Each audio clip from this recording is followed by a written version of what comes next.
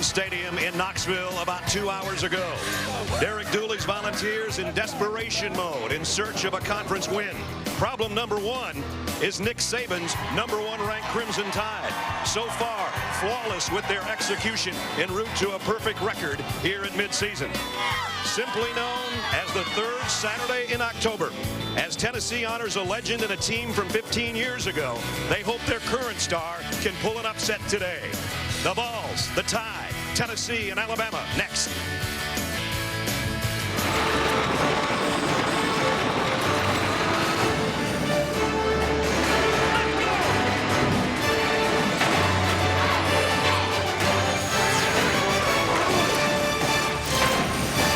Welcome you to ESPN's College Football Primetime, presented by Hampton Hotels. It's the SEC on ESPN, and our matchup from Knoxville. The #1 team in the country, the Crimson Tide of Alabama, getting together with the Vols of Tennessee for the 95th time. Welcome to Knoxville, everybody. Brad Nessler along with Todd Blackledge. Here they are, the consensus #1 in the BCS, the Crimson Tide of Alabama. They've won 10 in a row, Todd. They're beating people by 33 points a game. They're the defending national champs. Are they as good as last year? Well, I don't think you can lose 5 guys in the first 35 picks of the NFL draft and not have a little bit of a drop-off in talent. They still got a lot of good players. They're very well coached and well disciplined. They take care of the ball, and they know how to win. They're ranked #1, and deservedly so. Well, Tennessee is a team that can put points up, as they scored 31 points at least in every game. Are they the best, maybe, that Alabama's seen so far? They're absolutely the best offense. Best offensive line that Alabama has seen. And you know what? Big-time players make big plays in big games. And for Tennessee, that means quarterback Tyler Bray and wide receivers Justin Hunter and Cordero Patterson have to step up. They've had good numbers, but they haven't played as well in SEC games as they have in non-conference games. They're going to put big boy pants on tonight and play big. All right, they haven't beaten a #1 team, Tennessee, since 1985. They're open tonight is their night. And here come the Volunteers.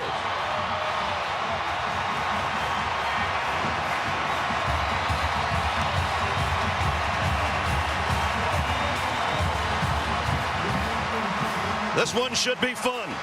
Top-ranked Alabama rolling into Neyland. Can they stay perfect? We find out tonight.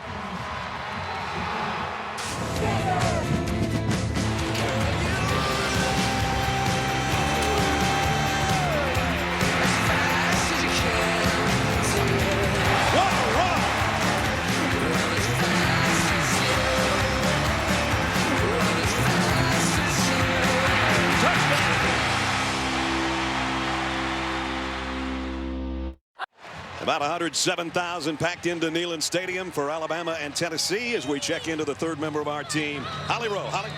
Well, Alabama and Tennessee have 2 of the best quarterbacks in the country, let alone the SEC. Tyler Bray of Tennessee, A.J. McCarron of Alabama greeted each other and actually had similar paths to get to this game. Both suffered slight knee injuries last week in their games.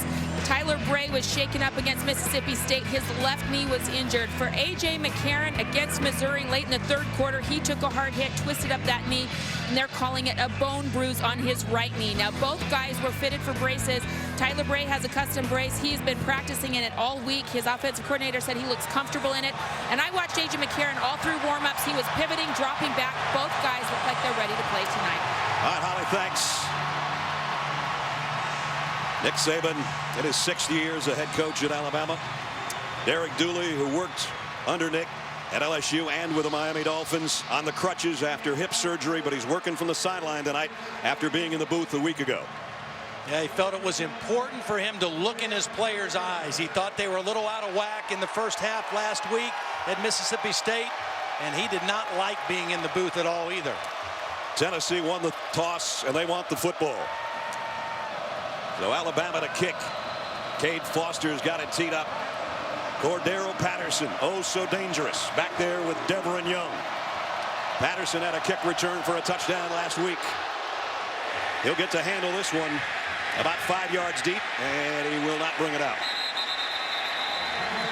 Tyler Bray will come out to the 25. This guy can throw it around with the best of them. He really can. He has a tremendous arm talent. He can make all the throws you need. He can make them from a lot of different body angles. The biggest thing for him is to stay focused for 60 minutes. He's got to stay in that zone because he can make the plays. His offensive line has been outstanding, only allowed 3 sacks, and he has weapons on the outside in Hunter and Patterson that are as good as anybody in the country. Both those guys are to the right side, right there. And Marlon Lane starts at tailback with Rajon Neal out with an injury. And he gets the call and picked up about 3 as we take a look at our impact players brought to you by Chick-fil-A. Marlon Lane's going to have to be one of them. With Neal not in there, he's got to carry the load. Cordero Patterson, so dangerous as a receiver and a return man. And on the other side, A.J. Johnson coming off a huge game last week and a loss to Mississippi State, but he had over 20 tackles. Play action. Bray floats it out, completes. Got it to the fullback, but he's shy of the first down. It's going to be 3rd down and about 3. 3rd down, but a very manageable distance for Tennessee on their 3rd down play of the game. Alabama always under Nick Saban very good on 3rd down. 27% they're holding their opponents to, but 3rd and 3 gives Tennessee a lot of options. 3 wideouts for Bray, will be in the shotgun.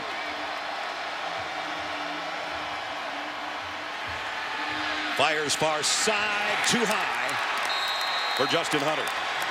Hunter had a step over there. Tennessee's got a kick. This is an area where Tennessee has to be really efficient tonight. We talked about their big-time players stepping up. Special teams have to be solid. They have to make Alabama work a long field as much as possible. No bad punts, no breakdowns in protection. They've got to be really sound in their kicking game as well. You look behind Pilardi, who'll punt. Cyrus Jones waits back on the other end.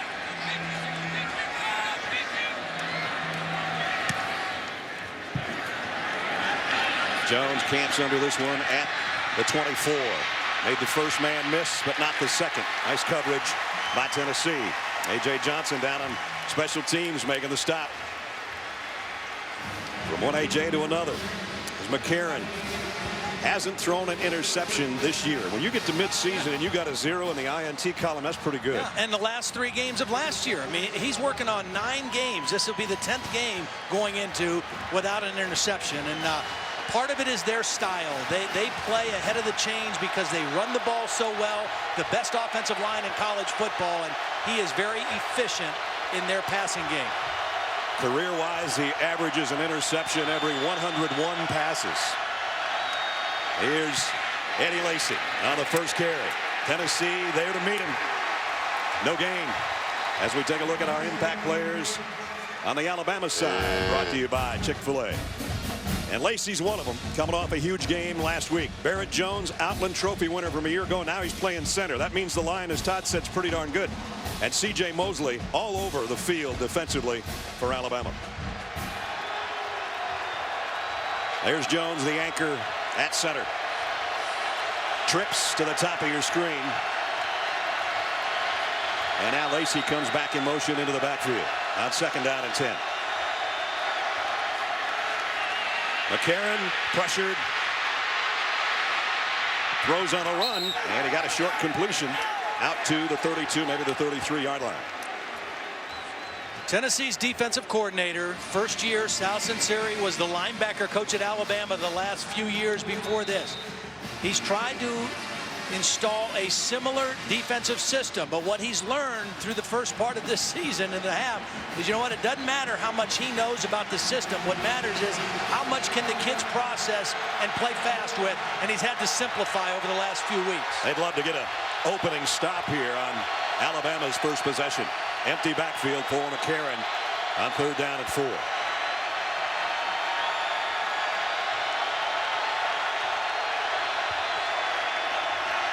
McCarron, pocket collapsing a little bit again. He's just going to throw it away.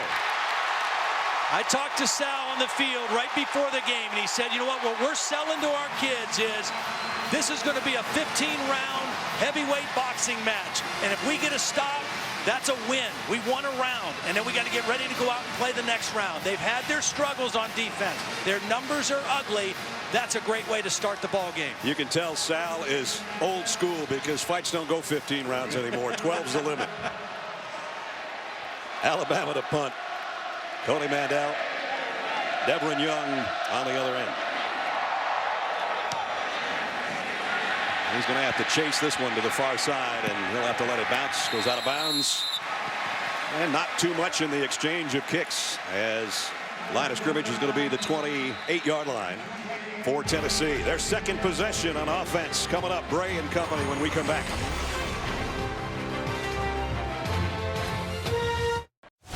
College football in high definition is presented by Vizio. So far, just an exchange of punts between Alabama and Tennessee in the first 3 minutes here in Knoxville.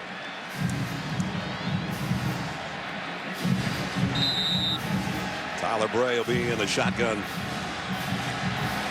with both Hunter and Patterson to the near side.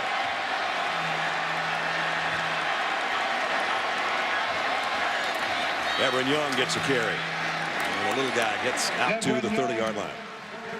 I think Jim Chaney, the offensive coordinator for Tennessee, is one of the best in the business as a play caller. He really does a nice job. And this offense is very well balanced. And you say, okay, well, they only gained 2 yards or 3 yards in those runs. He's going to keep running the football to keep Alabama honest. Bray pressured, and he throws this one away. Damian Square was applying the heat on Tyler Bray, and he has to pick himself up. You know, when you hear about an offensive line only allowing 3 sacks through 6 games, you know, they deserve credit, but it's also the quarterback. That's a case of a quarterback throwing the ball away to avoid a sack. And so that lack of a sack is due to Tyler Bray. That sack is number 3 in the country and fewest in the SEC. 3rd down and 8. Quick throw this time. Intended for Patterson on a slant, and it's incomplete. You know, Jim Chaney told us something about Patterson, as talented as he is. And I mean, when he gets the ball in his hands, he's as good as anybody in the country. But he said he's still not quite in sync in the passing game. And Tyler Bray doesn't have complete trust in him yet in his route running. Right. Justin Hunter, he has complete faith in. And that was a route where Patterson looked like he kind of stopped thinking there was going to be a penalty instead of carrying out the route. So another 3 and out for Tennessee. And Pilardi to kick again. High snap. Jones fields this one at the 21. Heading to the far side. If he gets a block, he's got the corner. Cross midfield before they can run him out of bounds. All the way to the 47-yard line. 50-yard punt, but a 33-yard return.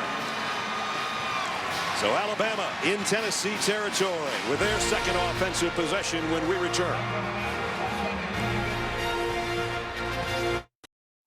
ESPN College Football Primetime is presented by Hampton Hotels. Feel the Hamptonality.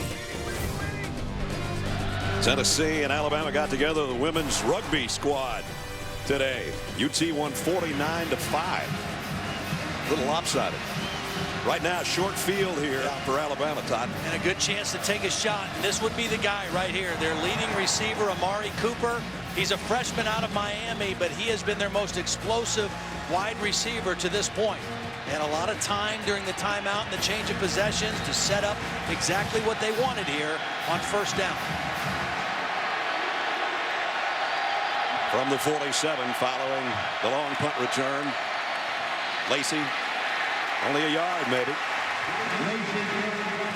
Herman Lathers, one of the first to meet him from the linebacking corps.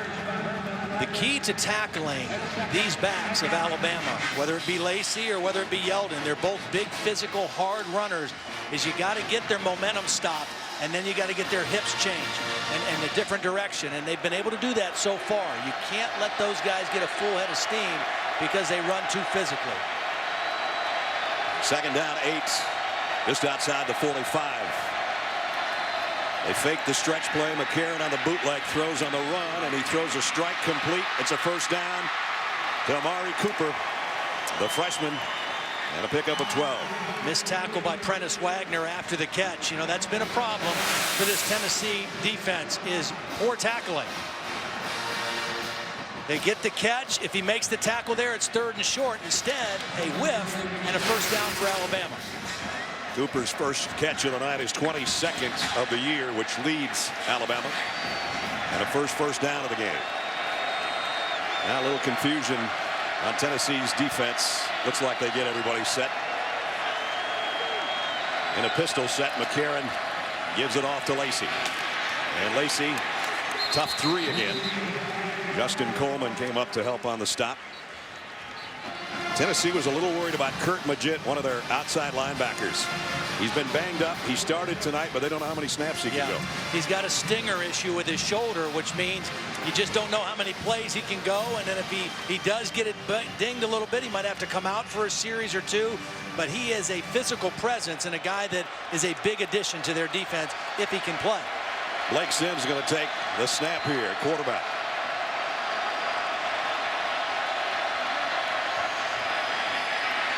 Straight ahead. Tough couple of yards. A.J. Johnson, the middle linebacker, in on the stop.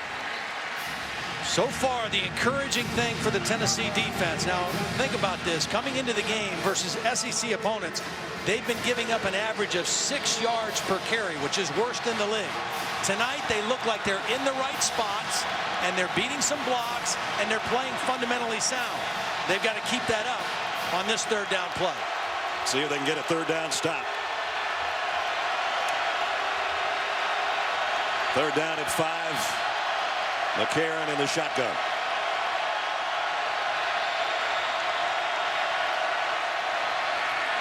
Throws complete, and it's going to be a first down to Michael Williams, the tight end, right on the line. They might have to look at this one, but I think he got the first down. Well, that's what you see. What's really good, I think, about A.J. McCarron. He has a great feel for the game and an awareness. You know, he's not a quarterback that's going to extend plays with his legs and create plays, but he gets back in his drop and he knows where he wants to go with the football very quickly.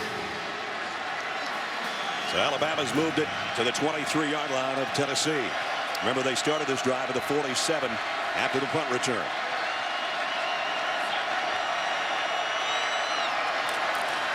Play action. McCarron's going to take a shot to the corner of the end zone. Touchdown. Amari Cooper wide open.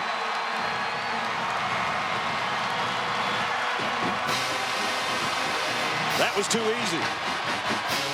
Yeah, and for some reason, the corner who was outside went to the inside receiver. Watch this corner move inside and leave Amari Cooper outside by himself. I mean, that is a breakdown in coverage.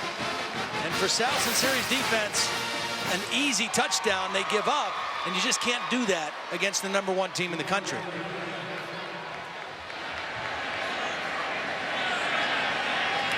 Shelley in for the point after. 47-yard drive. The short field paid off, didn't it? Yep. Only 6 plays, a little over 3 minutes. And A.J. McCarron, his 13th touchdown pass of the year. A wide open Amari Cooper waiting on that end. 7-0 Alabama.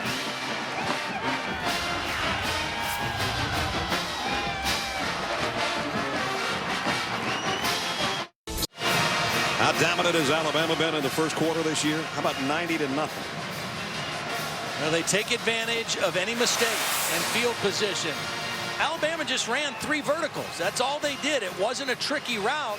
And somewhere along the lines, one of these 2 guys made a mistake. Because what happened was the outside corner, Wagner, went in, and nobody stayed deep and outside with Amari Cooper. I mean, that's a breakdown somewhere in that defensive backfield. And again, when you're playing a team as good as Alabama that doesn't beat themselves, you can't give them gifts like that for points. Here's a guy that can change a game in a second or in 10 seconds as a kick returner. Last time, though, he had to take a knee 5 yards deep. This time he's lined up with Deveron Young. They're trying to disguise which way they're going to split out. So the kicker, Foster, doesn't know where to aim it. That's returnable there. It is. Cordero Patterson from the 8. Oh, and he runs into a wall at the 20. Nothing doing, says the Alabama special teams. Yeah, with one of the best recruiting classes in the nation, John Calipari's Wildcats reloaded, set to defend their national championship. Don't miss our exclusive multi-part series coverage at one of the top basketball programs in the country. Kentucky All Access, Wednesday at 7 Eastern on ESPN. Tyler Bray now 3rd offensive possession. They haven't gotten a first down yet. And they need to get the ball to Justin Hunter in this possession. They got to get him the ball now and get him involved in what they're doing offensively. End around to Patterson. Puts the brakes on. Gets right back in line of scrimmage, and that's it. Well played by Adrian Hubbard. Kind of the outside linebacker, number 42, maintained leverage. Watch Hubbard just hold his ground out here and force Patterson back inside. He knows the speed of Patterson. He doesn't allow him to get outside, forces him back in where he's got help. Jim Chaney told us yesterday Patterson's got to touch it about a dozen times, and so does Justin Hunter. And as Todd just said, Hunter hasn't yet. Draw play to Lane. A little bit of room that time, finally. Goes out for 7 or 8 yards. Tough to do against the Alabama defense. Well, this Alabama defense coming into the game holding their opponents to 55 yards a game rushing. Tennessee's offense, on the other hand, coming in averaging 183 yards a game rushing, which is almost 100 yards better than they did last year. I mean, this offensive line has made dramatic improvement from 2011 to 2012. That was Kirby Smart, the defensive coordinator for Alabama. You saw on the sideline. Another thing Jim Chaney said, we would like to go hurry up so Kirby can't get all his guys where he wants them. Third down. First down for Tennessee now. Lane broke a tackle down the sideline. Marlon Lane. Tennessee and Alabama territory for the first time.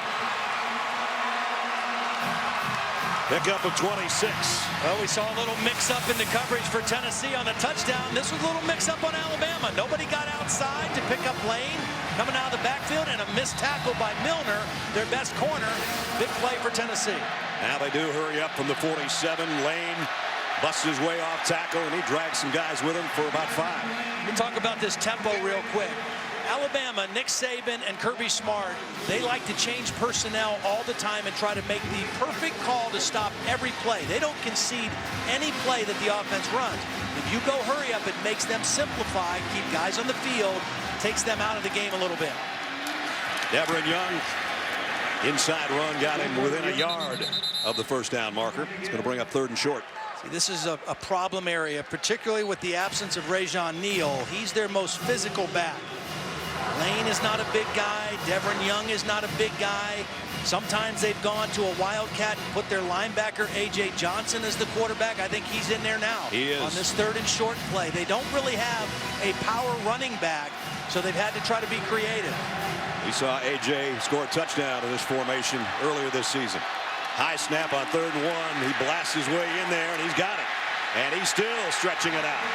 First down run for the captain of the defense playing offense. Love to see the effort, love to see the energy. You got to be careful fighting for those extra yards when you're not used to carrying the football, though, against a defense like Alabama. They overload that side. He knows he only needs 1 yard. That's a good, hard, tough run by A.J. Johnson. So now back to the regular personnel after they pick up the first down at the Alabama 34-yard line. Again, Justin Hunter has not seen the ball yet. 7th play of the Volunteer drive. Blitz coming. Bray going deep. Patterson's got it at the 10. 1st and goal, Tennessee. Beautiful throw over the outside shoulder. Almost impossible to defend against man coverage. That's pretty good coverage by the safety Lester, but a perfect throw by Bray. 1st and goal, Volunteers at the Alabama 9-yard line. Pistol set here. And a handoff to Lane. Puts his head down and got a yard. Adrian Hubbard, the outside linebacker, made first contact. 5 minutes remaining in the quarter. Tennessee threatening, Alabama leading by 7. Again, they get into that part of the field where Jim Chaney has to be creative because they don't have a dominant power running back. And so they've got to look for different ways. Might even try to see if they can get the ball to Patterson as a runner. There he is as the tailback right now. Tailback in the eye. The toss is to him. He dropped the ball. Covered it, but it's way back at the 14-yard line. And he says, that's my fault. And it was. Took his eyes off the ball and tried to put him on the defense too quickly. There's Rajon Neal. Their leading rusher. Not in the game tonight. See, they put Patterson in the eye last week against Mississippi State and did that. Tossed it to him, and it was a beautiful run for about 12 yards and a first down.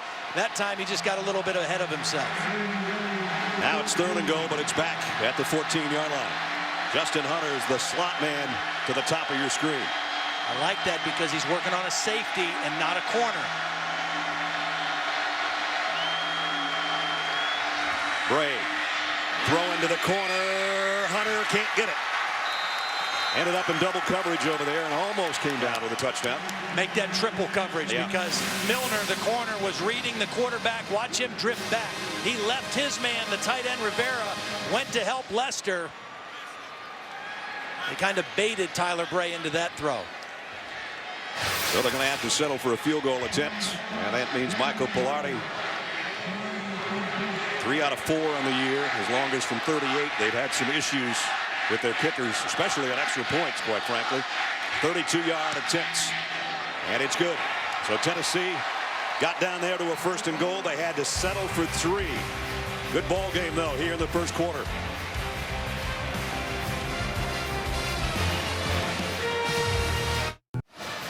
Didn't get a touchdown, but they did get a 32-yard field goal, a 65-yard drive in 11 plays. 4 minutes and 40 seconds for the Vols to get on the board. Good looking drive, though. Yeah, good looking drive. They're mixing run and pass enough to keep this Alabama defense. It's ranked #1 in every major category, honest. And they're hanging right in there. You know, last year when these teams played in Tuscaloosa, it was 6-6 at halftime. Alabama scored 21 in the 3rd quarter, ended up winning the game 37-6, but it was close for the first half. Again, if you're just joining us, Derek Dooley on the sideline tonight after coaching from the box last week after hip surgery. A fracture in his hip. Palardy's kick deep and will not be returned. 3:38 remaining first quarter here. Let's check in with Reese Davis for the first time. Reese. All right, Brad, Taco Bell studio update. What a great game in Fort Worth. Triple overtime between Texas Tech and TCU. Seth Doege to Alex Torres. That's the game winner. 56-53. Texas Tech now 6-1. Red Raiders in another shootout. We got a penalty marker down here. First penalty of the game. Our referee Penn Wagers has a word with Coach Saban before the call. Offside, 47 on the kicking team. 5-yard penalty. First down. So they'll start at the 30-yard line with the penalty. 2 national championships at Alabama, 1 at LSU. Nobody else can make that claim in college football. How about his record at Alabama? 2 SEC West championships, 1 SEC title, but 2 national championships. Yep. I think they'll take that, right? I think so. 10-game winning streak, #1 team in the country. They've got the lead here, 3:38 remaining first quarter on the road at Neyland Stadium. TJ Yeldon in the backfield for the first time for the tie. The freshman. They fake it to him. McCarron wanting to throw. Pockets collapsing down the middle and tipped and incomplete. Kevin Norwood got a hand on it, but pretty good coverage back there by Prentice Wagner. Yeah, really good coverage by Wagner. That was a long developing play. Deep crossing route, and Wagner undercut it and got a hand on the football.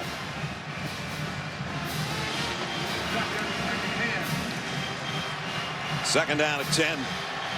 Christian Jones in as a 3rd wide receiver for the tie.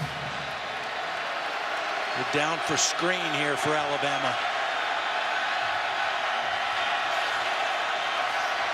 McCarron. And now gets under center and says, Barrett, let me have it. Stretch play. Yeldon. Maybe a yard. That's it. It'll be 3rd down and long. Maurice Couch, I think his helmet came off. And that'll put him out of one play. And he's hustling to the sideline right now. One of the guys that's coming in there now is a little different player. I think Salisbury is in, number 96. Traveris Salisbury is a young redshirt freshman. He's a little bigger guy rushing off the edge.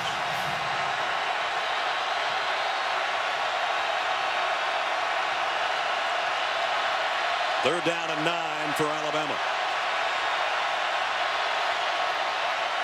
McCarron throws outside and throws a strike to Amari Cooper. Put it right where he had to. That's Cooper's second catch and a first down, a pickup of 11 on 3rd and 9. Perfect timing and thrown to the right spot. You throw the outs out, a little bit of a slip by Justin Coleman, and that was all that A.J. McCarron needed, that separation to get the first down. Cooper, you can see, just getting better every week at wide receiver.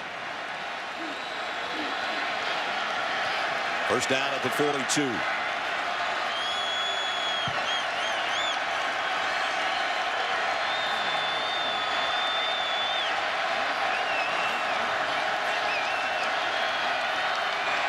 Corner blitz might be coming. The run goes the other way. Yeldon, he drags some volunteers with him for about 5. He's still on his feet, but they're going to spot it out at the 47. Well, last week on a soggy field in Columbia, Missouri, Alabama ran the ball 42 times, 370 yards, 177 for the starter, Eddie Lacy. Yeldon had 144 yards. They combined for 5 touchdowns. I mean, they just pounded Missouri last week.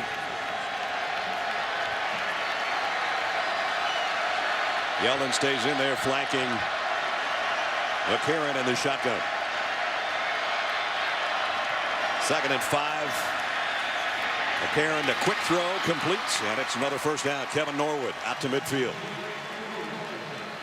The thing I like about A.J. McCarron right now is, I mean, he is just taking, you know, it sounds like a cliche when you say a quarterback, just take what the defense gives you. Little nickel and dime things. Get the ball out quick, hit spots, throw to zones, and then when they give you a chance to make a big throw, like he did with Cooper, he got the touchdown. 6 of 8 to start the football game. Got 4 wideouts for him here on a first down at the Tennessee 45. He is directing traffic out there, A.J. McCarron. Something that would make Peyton Manning proud. Peyton's here tonight, part of the 97 SEC title team. McCarron flushed out of the pocket this time, and he'll run for what he can. Only got a couple before he hit the deck. You know, Alabama has a new offensive coordinator this year. Doug Nussmeier came from the University of Washington, replaced Jim McElwain, who took the head coaching job at Colorado State. And, you know, he was the only new offensive assistant, so he didn't really change the system. I mean, he pretty much said, I'll learn the new system, the new terminology, and I'll make the adjustments. And I think it's been a smooth transition for A.J. McCarron. Yeah, the system that was there was working pretty good. Pretty good. 2nd down and 8. Little different look with a tight end flank to the right side. He's going to be the lead blocker for Yeldon. Yeldon gets inside the 40 to the 39. And that might bring the quarter to a close. There's Peyton. Weekend off from the Denver Broncos. So a chance to get together with his old teammates from the 97 team that won the SEC title. And obviously in the ring of honor here. And a street that's been named for him for several years. Got a new checkerboard look yesterday. And that was unveiled here in Knoxville. We played one. Good one. The SEC on ESPN. The end of the first quarter. Alabama leading 7-3.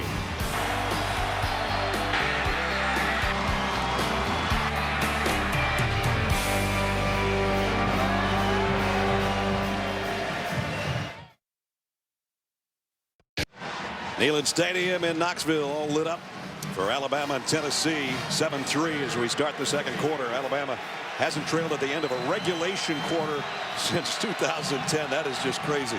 81 quarters. So they don't trail now either. But Tennessee is in the game. 7-3. Lacy back into the Alabama backfield. 3rd down and 3 for the Tide to open quarter number 2. And it's Lacy on the carry. And he cuts it outside. He's got the first down and about 5 more. Well, we talk about this offensive line. This is Anthony Steen, the right guard, who's going to get the key block. Watch him pull out and seal the edge on the run by Lacy. He gets out, seals the corner, and that allows Lacy to get it up in there for the first down. And again, another missed tackle on the outside by Justin Coleman. They just add up. You know, it's just extra yardage. Instead of a gain of 3 or 4, it becomes a gain of 6 or 7.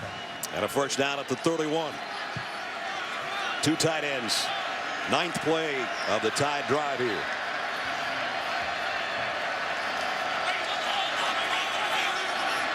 Play clock winding down. They get it off just in time, and it's Lacey. And Lacey blasts through the Tennessee defense for about 4 more. You know, it's just like watching Alabama. First it was Mark Ingram, then it was Trent Richardson. Now it's Lacey or Yeldon. I mean, they just keep pounding you. They keep pounding you, and they do it behind the best offensive line in college football. And the leader of that line is Barrett Jones, the center. I mean, how good is this offensive line? Barrett Jones was the Outland Trophy winner last year, the starter at left tackle. They moved him to center this year because the youngster Cyrus Kwanjo at left tackle is going to be an eventual first-round draft pick. Jones can play anywhere on that offensive line. And has over his career in Tuscaloosa. Second down at 6. McCarron throws near side, incomplete, intended for Christian Jones. And Eric Gordon was in coverage over there. Brings up third down and 6. Big third down play here. One of the guys that has been able to get a little pressure on A.J. McCarron so far in the ball game. Darrington Centimore, number 94, began his career at Alabama. Comes into this game highly motivated, obviously. See if he can get some pressure on this one. He's had a few things to say about that motivation this week, too. We'll develop that as we go. Third down and 6. Here comes a blitz on McCarron. Throw to the outside is incomplete. Amari Cooper, the intended receiver. And Justin Coleman was covering. Talk about Centimore. So some of the things he had to say this week. It's his personality, talking about Coach Saban. It's like some players will see you in the hallway and walk right past you and don't even see you. Like stuff like that I don't like. I'm not going to lie to you. I want this game more than any other game because I want to beat Saban. Well, young guys say things they probably would like to have back sometimes. Cade Foster will try a long field goal. Kick on the way, and it's no good. Missed from 44. Ding, ding, ding. Another round 1 for the Tennessee. There you go. And they're feeling it.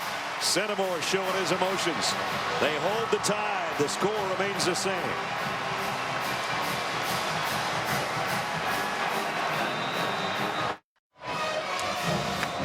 Missed field goal. Tennessee takes over, trailing 7-3. They'll have the ball at their own 27-yard line. So far on first down, Tennessee's had 6 plays. They've run it 5 times, only thrown it once. Coming into the game, they've averaged over 7.5 yards per first down play, and they still have not gotten a completion to Justin Hunter yet. 16 offensive plays, only thrown at him 1 time.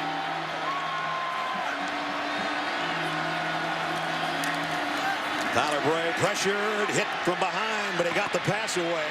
Almost intercepted. And they were aiming that one at the guy that Todd's talking about, Justin Hunter. And Jim Chaney told us yesterday, we got to get it to number 11 because if he doesn't get it, sometimes his head starts kind of, it looked like he's not like he's pouting, but he doesn't get into the game too much. Well, you know what? I've seen a lot of NFL receivers that are like that too. You know, if you don't get them the ball early in the game, they kind of go into a shell a little bit. At least that time they took a shot. Just a good call by Kirby Smart to bring pressure on first down. We got to call timeout here. A little mix up on personnel receiver-wise. As Hunter came out, we'll take the timeout as well as they straighten things out. 13-17 remaining first half, 7-3 Alabama.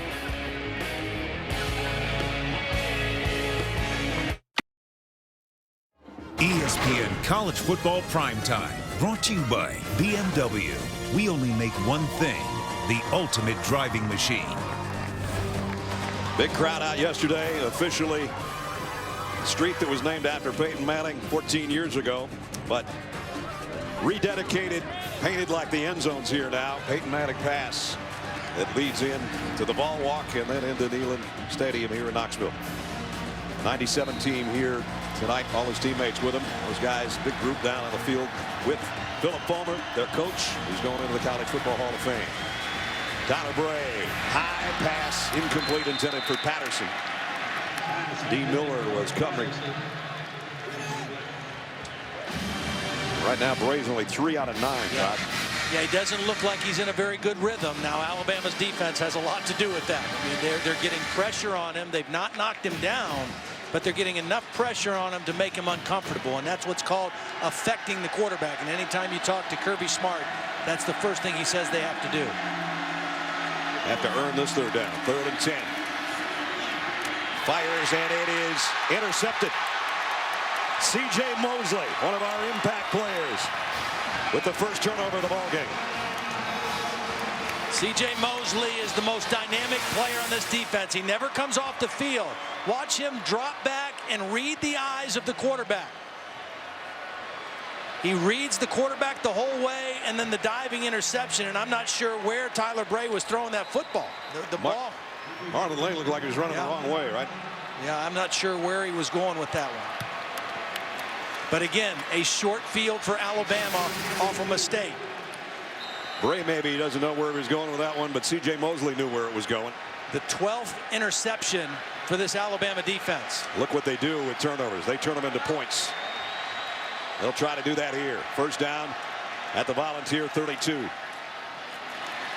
Straight up the gut is Yeldon. Got 8 as we check in with Reese Davis. All right, time now for an Internet Explorer quick highlight. And Colin Klein in Morgantown is eating up West Virginia. To Tyler Lockett here for the score. And the Wizard, Bill Snyder, has his team up 17 goose early in the second quarter. All right, Reese, keep us posted. Second down and 2 here. Number 1 Alabama leading this one 7-3 and trying to take an advantage of a C.J. Mosley interception a moment ago. They keep it on the ground. Yeldon's got the first down. Pick up a 4 to the 20. And just go back to that interception by Mosley. I mean, this defense, we talked about what they lost. I mean, they lost 3 first-round draft picks, a second-round draft pick in Courtney Upshaw. They had 2 other guys off the defense that were drafted and are still in NFL rosters. But the one thing they've done better this year than last year through the first 6.5 games now is interceptions and forced turnovers. They're playing at a much higher level in terms of creating turnovers. Mosley, the reigning SEC Defensive Player of the Week, had 12 tackles, a sack, and a fumble recovery last week in the win over Missouri. So another big play here in the first half tonight. Yeldon wraps both arms around the football and heads toward the end zone. Just shy of the goal line. 19-yard romp right up the middle. When I talked to Nick Saban about Yeldon, the thing he said, he says he's a big guy and he's fast, but he has really quick feet and can make people miss, which is unusual for a guy who's that big to make people miss like that. But he moves his feet quickly in the hole and he makes people miss and almost gets a touchdown. And you saw 2 of those moves to get it down to the 1-yard line. Jesse Williams in as the lead blocker. First and goal, Alabama. Yeldon in, touchdown, Crimson Tide, a 1-yard plunge. So they do take advantage of the interception, and Alabama runs it out to 13-3 with the extra point coming up. They just don't beat themselves. I mean, you know, when you watch them play, they just wear you down, because as soon as you make a mistake, whether it's poor coverage on a punt return, whether it's a turnover in your own territory, they take advantage and they wear on you. Extra point is blocked.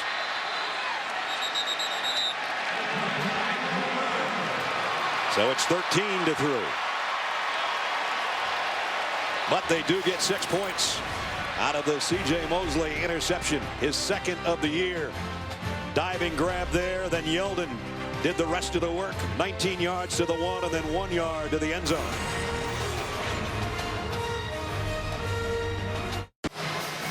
Welcome back. College football primetime presented by Hampton Hotels. 13-3, not 14-3, because of the hold of A.J. McCarron on the extra point by Shelley.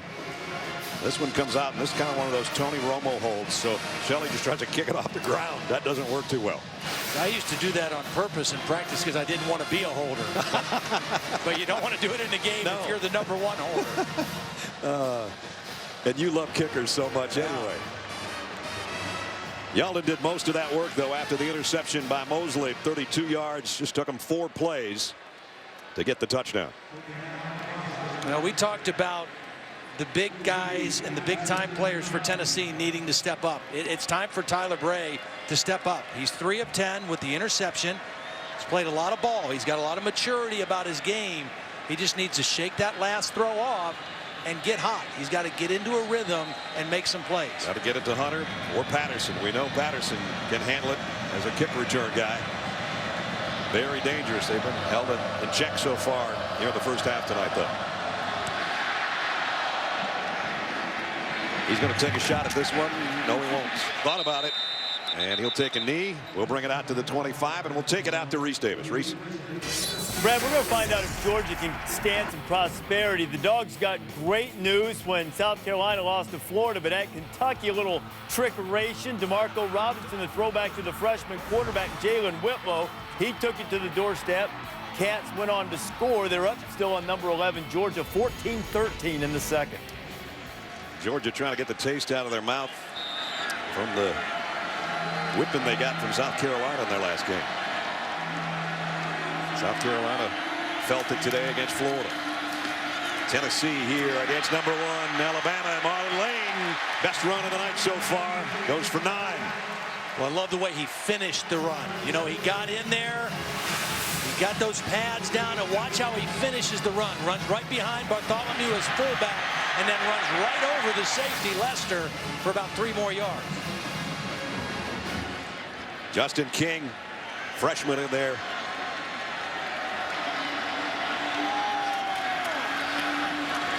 Now the carry. Justin King got the first down. Got a penalty flag down, though.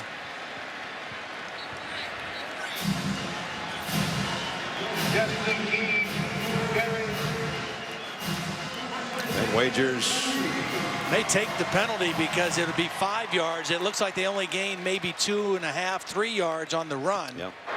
Offside, 3 on the defense. 5-yard penalty, previous spot, results in a first down. Billy Sunseri, the son of Tennessee's defensive coordinator. Well, again, maybe a time right now for Jim Chaney to dial up a play to try to get the ball to Justin Hunter. Something to get him involved in the offense. He's right here in the slot. Alabama showing blitz. They're going to come with it. Lane, a couple tough yards, maybe 3. Ha-ha, Clinton Dix made the tackle. Volunteers, as Todd said, so much better rushing the football, running the football this year than a year ago. Almost double what they did a year ago per game. Come in with an average of 183 per game. Bartholomew, the up man in the eye here. With Lane, the tailback. They toss it to him. And got back to the line of scrimmage, and that's about it. Play that LSU uses a lot and used a lot today in their win.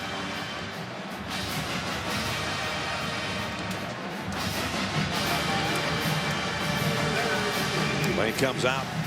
3 wide receiver group here for Tyler Bray. Trying to find the best matchup. Is it Hunter? Is it your tight end Rivera? Is it Patterson? Work a matchup. On 3rd and 8, it's a screen pass to Young, and Alabama blows it up. C.J. Mosley. Who else? He is definitely the leader of the defense. I mean, he is an instinctive player, a quick twitch, explosive player, and he reads the screen, and they're not able to get a block on him before he gets to Young. So Polardi has got a punt, and Cyrus Jones will drop back deep for Alabama. Under 9 minutes remaining in the half. Alabama by 10. Jones has a look, takes it at the 15. Nice move on the first man, and now here he goes. Flags are down. Cyrus Jones, though, all the way to midfield before they can drag him down. Again, we'll wait and see on the penalty. It was a 35-yard punt return. His second big play of the night in that capacity, if it holds. Again, the importance of not giving Alabama's offense a short field to work. It happened on a turnover, and if this play holds up, it would be the second time on a punt return that Alabama starts the ball in Tennessee territory. during the return of the kick. Holding, number 21 on the receiving team. 10-yard penalty, spot of the foul. Tennessee gets a break there. Instead of at midfield, they'll bring it all the way back to the 28-yard line. Prior to that, the average starting field position for Alabama has been on the 45 compared to the 21 for Tennessee. Can't do that against the #1 team in the country.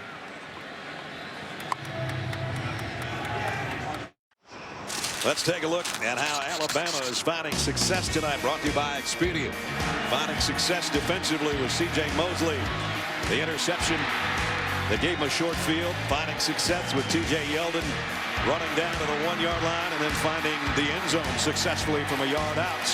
And that's where they are right now, even though they missed the extra point, up by 10, and they've got the football back at the 28.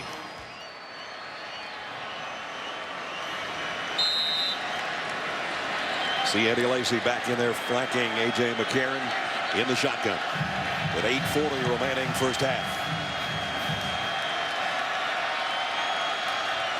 Lacy gets the call, following his blockers out wide. Tennessee stretches it out and stops him at the 31-yard line. We talked about the offensive line. We talked about Lacy, how hard he runs, and Yeldon coming into the game. I mean, designed runs 36 times a game, averaging over 6 yards per carry. Look at the runs over 10 yards. I mean, they just pound on you, and they pound on you, and their whole philosophy is they want to wear you down and break your will. And they do that with their running game, and they do that with their defense and how physical they play. Second down at 7.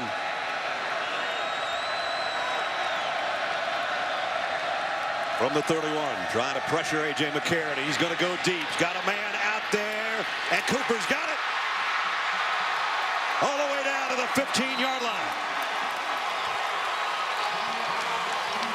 This is a spectacular effort by Cooper. Prentice Wagner is not in bad position. It's man coverage, but watch Cooper go up and get the ball. Wagner had his eyes on the football, but Cooper stopped, went up and high pointed the ball, and Wagner couldn't make the play. I mean, that is why they are so high on this young receiver, Amari Cooper, and his future at Alabama. Career-long 54-yard catch for the young fella. He's already got 106 yards on 5 catches and a first down at the 15-yard line for Alabama. Now it's Lacy. Nice spin move. Cuts to the outside. Close, but not in. Eddie Lacy does that spin as good as anybody in the country, and he goes for 13 yards. Yeah, Ladero McNeil is a freshman safety who is the guy who is the victim of the spin move. He lost contain. He wasn't prepared for that move that Eddie Lacy uses, and he uses it every game, at least a couple times, and he got to the edge and almost to the end zone. A yard shy, but he stays in there as the tailback in the eye. First and goal, Alabama at the Tennessee 1.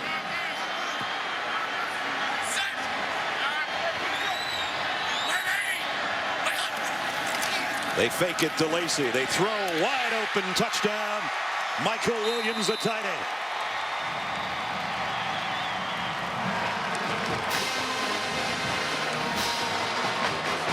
Twice tonight with McCarron with touchdown tosses where there was nobody around his receiver. This is the most basic goal line offensive play that you run. I mean, every team has it when you get down into that area off of play action. Shelley in for the point after. This time McCarron's hold is good and the kick is perfect. Everybody has this play in their goal line offense. You're going to fake the power play. You're going to slip the fullback out on the front of the end zone and the tight end to the back of the end zone, and you just let your quarterback read it. They cover the fullback. They don't cover the tight end. Easy pitch and catch for A.J. McCarron. 2 touchdown tosses and still no interceptions on the season for number 10. 20-3. This is a dangerous time right now for Tennessee, Todd. They got to get something going. Because Alabama will not take their foot off the power play. I mean, they will keep trying to thump you, and that's what they've done all season. And they are so efficient. They don't make mistakes. They play physical, and if you make mistakes or if you don't take care of the ball, they end up getting points out of it, and then they run you out of your own building. Derek Dooley knows that, having worked with Nick Saban and under him at LSU and with the Miami Dolphins, and he told us that exact thing that Todd was saying earlier. He said they just keep banging you until they break your spirit, and they better hope, Tennessee, that their spirit isn't broken here with 7 minutes remaining in the first half. We have a lot of football left, but they need to get something going offensively. Foster set to kick. So far tonight, Cordero Patterson has not been a factor as a return man or as a receiver. He's got a shot at this one from the 7. Found a little avenue. Cordero Patterson cuts it outside across the 40. Midfield. He's got it in Alabama territory. So he does make an impact on that kick return. And that might help spark the Tennessee offense. When he touches the football for Tennessee this year, good things happen. His ability to put his foot in the ground and make people miss is outstanding. He does it about 3 times on this return. Just plants his foot and goes another direction. And now Tennessee with their best starting field position in Alabama territory. Longest kickoff return allowed by Alabama this year. 45-yarder, as Todd said, in Tide territory at the 48. Back to the ground game, and that gets nothing from Marlon Lane.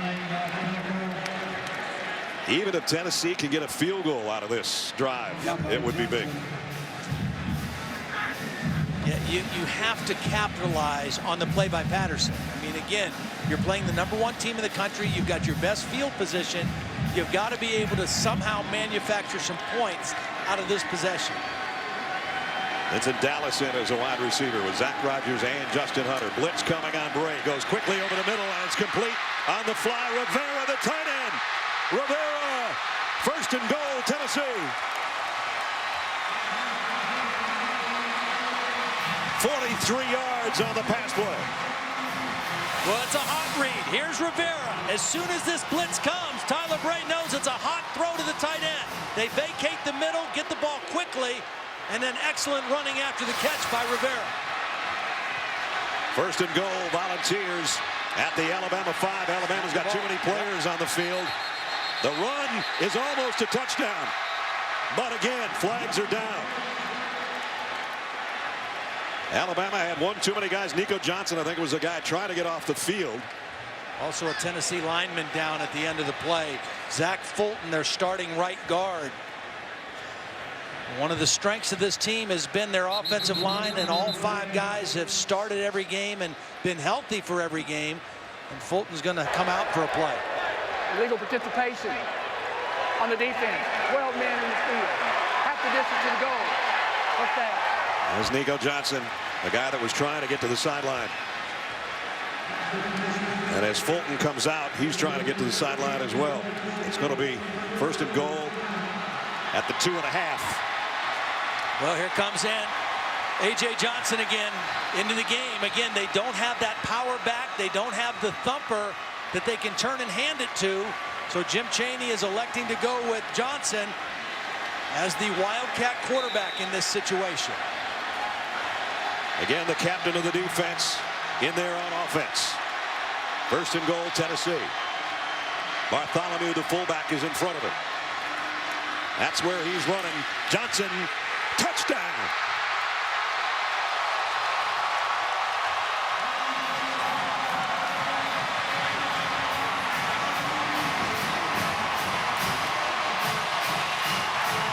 That was big with 5:32 remaining in the half. I like his percentages too. 7 career carries now and 4 touchdowns. That's not bad. Extra point upcoming from Pillardi. They try to make it a 10-point game, and he does. And there's some joy in Neyland Stadium right now. And there's some fired up Volunteers. Tyler Bray has had a rough night so far in the first half. He did a great job getting him down to this point. And then A.J. Johnson knows how to find the end zone. Johnson airborne from 2 yards, and it's 20-10. So they did take advantage of Cordero Patterson's kickoff return. They go 48 yards in just 3 plays. Rivera, the tight end, with a big 43-yarder, and then A.J. did the rest.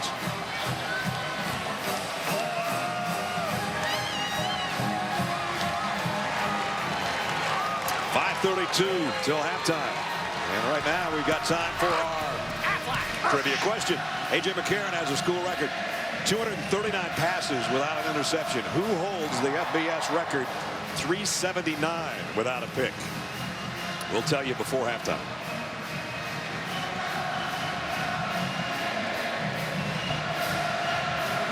I'll give you a hint. He played in 2 different conferences as a quarterback. Is that a good hint? Yeah, it is good. Not bad.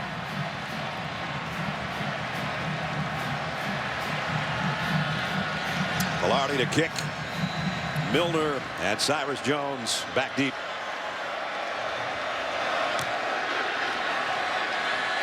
Jones takes it on the fly. Somehow didn't go out of bounds with his momentum, and now Jones going the other way, and he almost popped it out there. He gets out to the 29, maybe the 30-yard line. Well, you can get your NFL started off right. 10 o'clock Eastern, ESPN's Sunday NFL Countdown. Chris Berman and the gang with all the latest news and updates from stadiums around the league. At 11 Eastern on ESPN2, Robert Flores, Matthew Berry, and Tim Hasselbeck give you all the info you need to get your lineup set and give you an edge in your leagues with fantasy football now. A lot of Tennessee fans think it would be a fantasy if Tennessee could pull an upset over the #1 team in the country. Right now they're hanging with them here in the second quarter, 20-10. They need Daniel McCullers, big number 98, to step up and make some plays on the inside now. Straight drop for McCarron. Throws, crossing pattern. It's Cooper. Cooper broke a tackle, puts the brakes on, gets a first down, spins his way for 14 yards before Tennessee can finally bring him down. Nick Saban thinks this guy's the best receiver they've had other than Julio Jones since he's been there. Not as big and physical as Julio, but very dynamic after the catch. See, they also had a freshman wide receiver, Chris Black from Jacksonville. They were very high on. They got hurt in August camp and is not going to play at all this year. But they thought those 2 guys would have a dynamic impact on the football team on the passing game this year. That guy, Led's got 120 yards on 6 receptions in the first half. First down at the 44. McCarron again to throw. Blitz coming. Stands in and now fires just to get rid of it. Throws it out of bounds. And as you said earlier, they still got the pedal to the metal here. Yeah. Well, yeah, I mean, because A.J. McCarron has a great feel for the game. He's making good decisions. And so why not try? They got plenty of time to try to put more points on the board. And all their timeouts. 4:37 remaining first half. It was a nice job by Eddie Lacy picking up the blitz. The safety, Byron Moore, was coming on the blitz. Lacy picked him up, and McCarron had plenty of time, but just nowhere open to throw the football. Blake Sims is going to take a direct snap. McCarron stays in there, but he's out as a wide receiver right now. On 2nd and 10, they fake the fly sweep. Sims works his way inside to the 48, and it'll bring up 3rd down and 5. And this will be the biggest play of the first half of the Tennessee defense upcoming.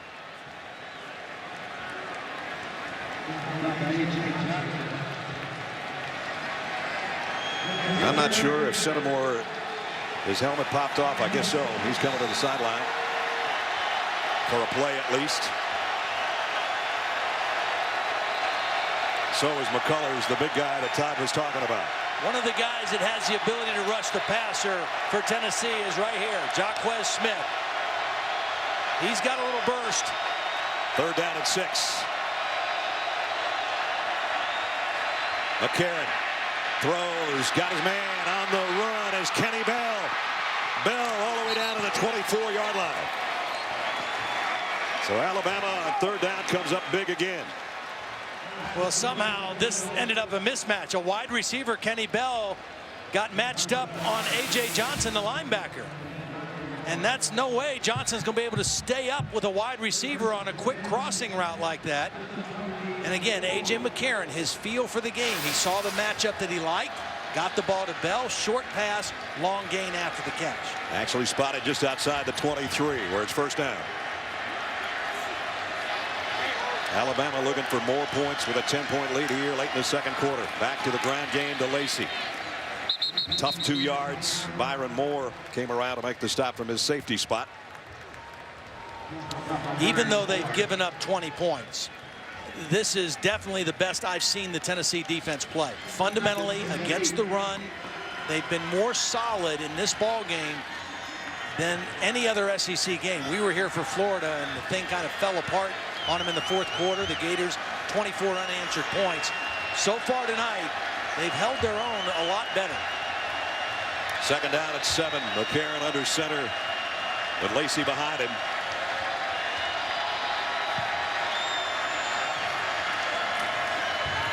Lacey somehow got about 4 yards out of it. Eric Gordon was hanging on for dear life. It looked like he was trying to ride a bucking bronco there. He does bring him down, but Lacey got good yardage.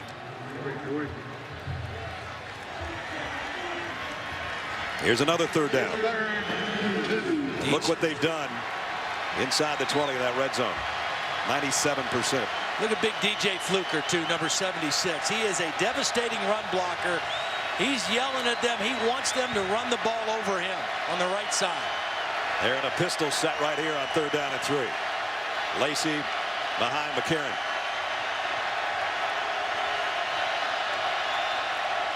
Fluker's going to get his wish. Tennessee's waiting for him.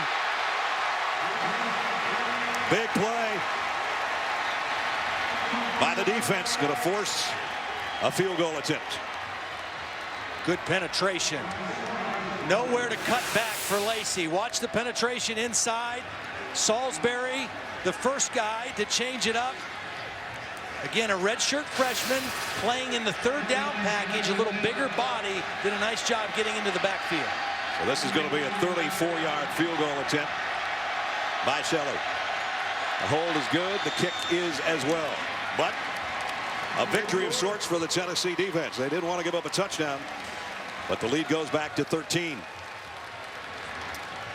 Before the kick, we've got time to give you the answer to our Aflac trivia question. All right.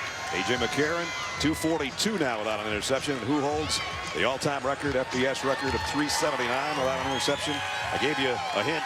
2 different conferences, ACC and Big Ten. Russell Wilson now the starting quarterback for the Seattle Seahawks. Did it at NC State, 379. That's a long time to go without turning the football over. And that guy just keeps on going as well. Well, A.J. McCarron looks solid. I mean, he takes what the defense gives him. He doesn't force plays. He doesn't force bad throws. He makes good decisions. And right now for Tennessee, if you're Jim Chaney and Derek Dooley, I think you got to trust Tyler Bray to try to be aggressive here with 1:24. If you can get a first down, I think you got to try to score again, because remember, they won the opening toss and elected to receive. Right. So Alabama will get the ball to start the third quarter.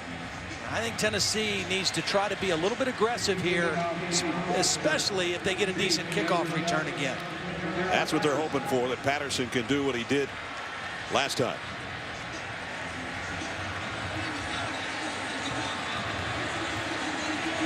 Cade Foster has got it teed up.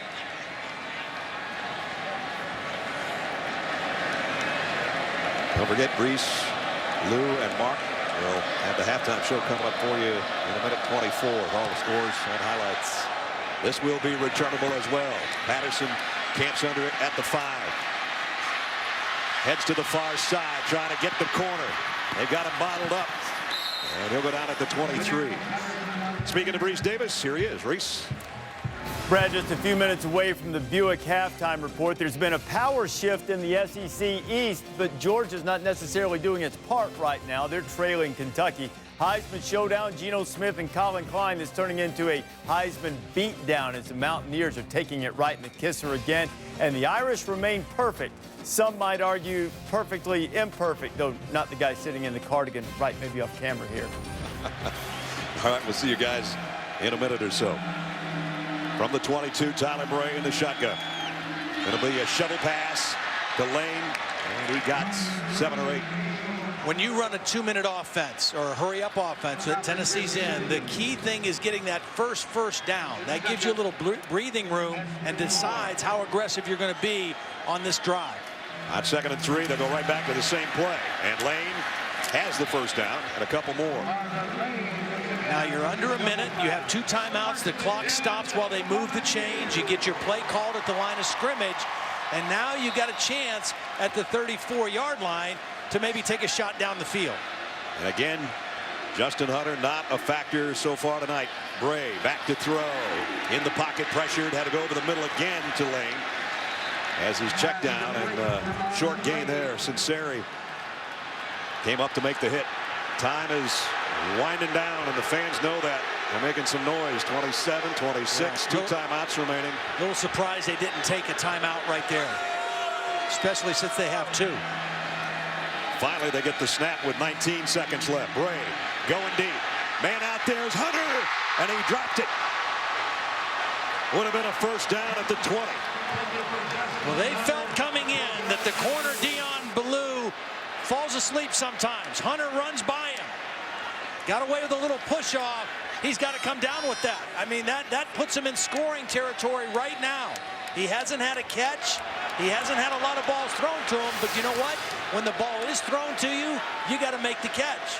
As you said, you got to come up with big plays. Your big-time players have to put on their big boy pants, and that time hit a big boy drop. Yep. Cost him in a big way. Now it's 3rd and 7 with 11 seconds remaining.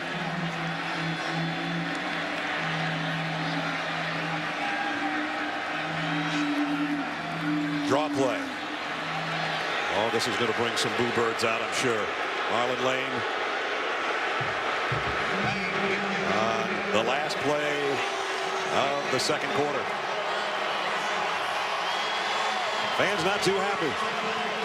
Alabama, #1 team in the country, on the road, trying to make it 6 straight wins over the Volunteers, and they're well on their way. 23-10 is our halftime score. We check in with Holly. Well, Coach Saban, you've had some opportunities in the red zone. What do you have to do to be more effective and not settle for field goals down there? Well, I think, we're running the ball fairly effectively, and we tried to check to a pass on the last one. We got stoned on when they blitzed us. So I just think we got to execute. I think we got to get the plays in faster so we can, do what we want to do. We got some checks built into it, but we haven't been able to get to them. For the most part, your defense has held up, but a couple of long pass plays for Tennessee. What concerns you there? Well, we just got to play them. I think if they make big plays on us, they got us in a mismatch with the safety on 84 and hit us on that one on a little pressure, and there was a pressure on this one. They threw a pop pass to the tight end. So, we just got to keep playing. They got good players. They're going to make some plays, but I just think we got to be more consistent in what we're doing. All right, thanks, Coach. Thanks. Alabama's made more plays than Tennessee, and they've got the halftime lead, 23-10 here in Knoxville. As we toss it to Reese, Lou, and Mark, the Buick halftime report. The SEC on ESPN. They haven't beaten a #1 team, Tennessee, since 1985. They're open tonight. Is their night? Play action. McCarron's going to take a shot to the corner of the end zone. Touchdown. Yeldon in. Touchdown. Crimson Tide. A 1-yard plunge. They fake it to Lacey. They throw wide open. Touchdown. Bartholomew, the fullback, is in front of it. That's where he's running. Johnson. Touchdown. And we welcome you back to ESPN's College Football Primetime, presented by Hampton Hotels. Neyland Stadium in Knoxville. Just about set to start the 3rd quarter. And the #1 team in the country leading the Volunteers 23-10. Brad Nessler, Todd Blackledge will check in with Holly in a second. Partner, about an hour and a half ago, we said you can't make mistakes against Alabama, and you have to take advantage of every opportunity they give you, and Tennessee hadn't done that. No, they haven't, and Alabama is playing like we expect. Defensively, they make you earn everything. Offensively, 253 yards, good balance. They haven't had a turnover. They haven't given up a sack.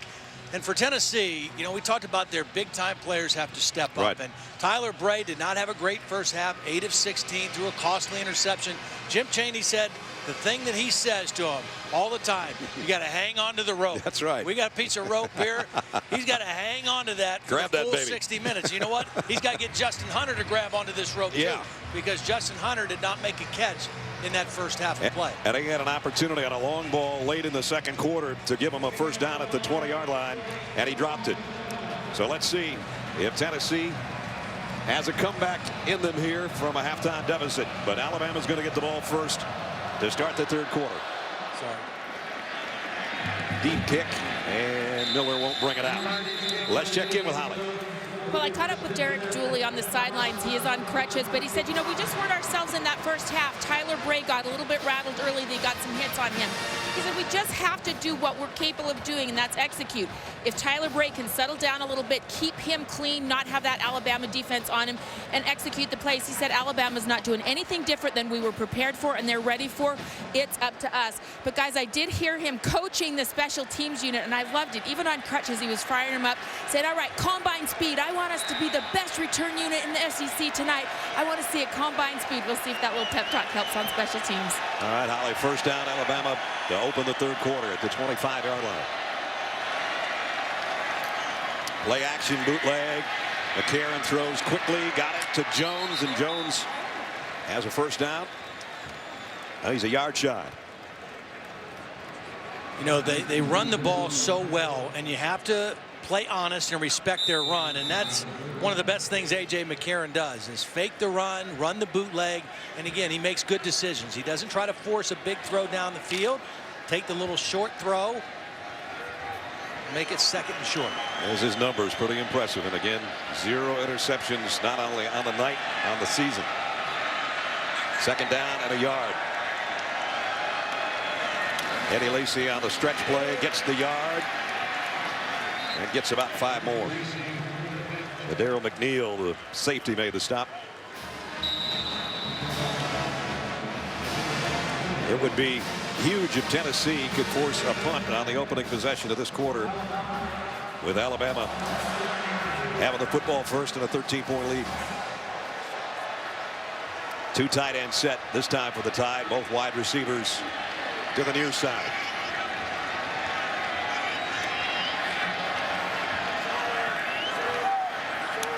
From the 39, play action again for McCarron. Deep down the middle, got his man on the run, Kevin Norwood. Norwood all the way to the 26-yard line. See, one of the problems Tennessee has is some of their linebackers. Herman Lathers is a really good run linebacker, but he's not very fast. And so when he gets in this kind of coverage, he's beat right off the get-go. It's a wide receiver running against an inside linebacker. Lathers good against the run, not very good in that kind of a pass defense situation. 35-yard pickup to the 26. So McCarron over 200 yards passing with a couple of touchdowns. And the Tide on the move here to open the third quarter. Play action, turns, wants to go back to his left. This time he's going to go down. Darrington Centimore, who's been applying pressure tonight, guy that started his career at Alabama, comes up with a sack. Well, he gets the pressure, and he does a nice job of not getting out of sorts. He keeps leverage, he keeps McCarron in his sights, and then he wraps him up. This is something Alabama hasn't been in all night. Second down and 20. That's not their MO. It'll be an empty backfield with McCarron. 5 receiver group on second down and 20. Now Lacy comes and joins him in the backfield. And he's going to get the carry on a draw. Popped off the first guy. And he got it back to the 30, but it's still going to be third down and about 14.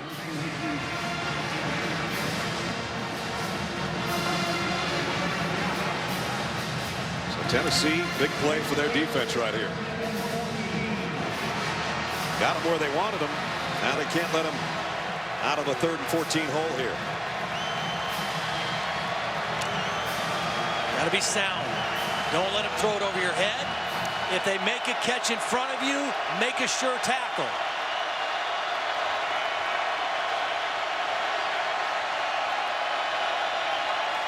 McCarron, play fake, slip screen out to the wide receiver. It's Cooper, and Cooper runs by everybody. Touchdown. There's a flag down. I think Tennessee was offsides on the play, and I think the result will be a touchdown for Alabama.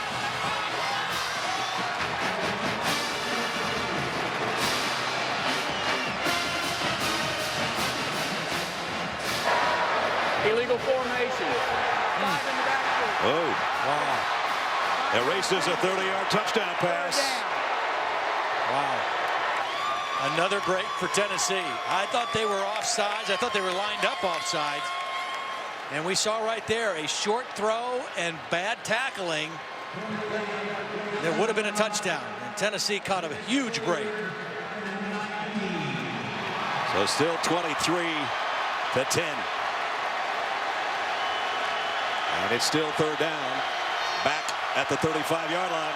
First penalty on the Alabama offense on the night. And it killed a touchdown. I would rush 3 and drop 8 if I was Sal Sunseri here. Keep everything in front. McCarron wants to throw a screen pass in the middle. Got it to Lacey. Tennessee's waiting for him now, and he'll only get to the 28-yard line. Willie Bohannon made the tackle, but that got him back into field goal range.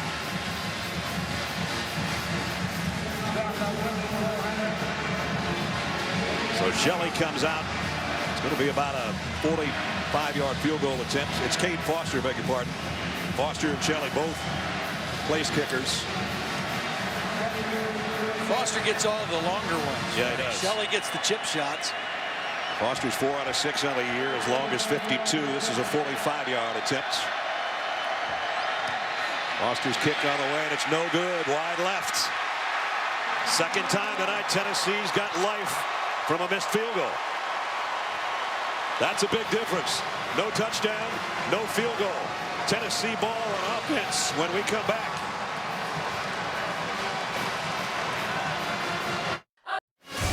College football in high definition is presented by Vizio.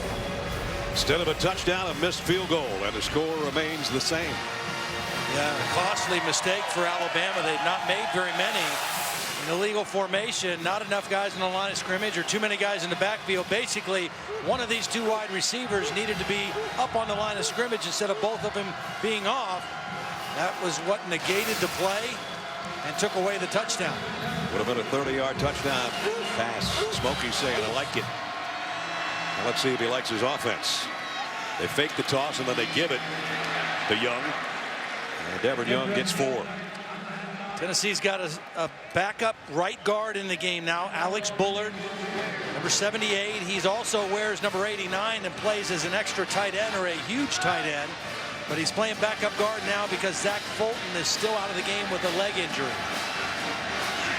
Alton Howard is in there right now to take a direct snap. High snap. And Howard heading to the far side. Runs right into the tackler, who ends up being Dee Miller. So third down. Don't want to waste this opportunity after a missed field goal. No, again, and this is where Tyler Bray, and I know that Derek Dooley said we got to keep him clean and take a little pressure off him, but you know what? Quarterbacks have to step up and make throws under pressure too, and this is a great time to do it right now. Let's see if he can hang on to that rope that you were dangling there at halftime. Third down, long 3 in the shotgun. Bray waiting. Had it batted at the line of scrimmage, and then he batted it down himself so it wouldn't be intercepted. Pretty sure it was Bray who batted his own tipped pass to get it out of everybody's hands. Pretty good protection. I mean, they're bringing extra guys. He's got a decent pocket.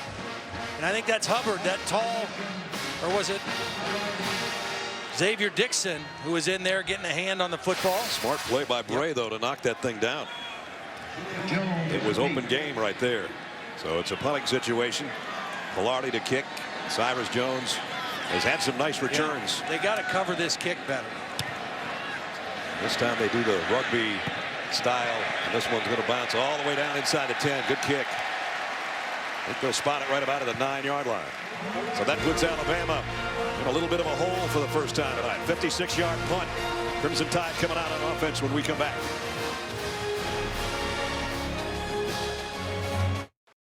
ESPN College Football Primetime, brought to you by Toyota Care, complimentary on every new Toyota, and the Dr. Pepper Tuition Giveaway.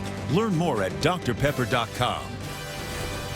Still 23-10 Alabama. 9:34 remaining in the third quarter.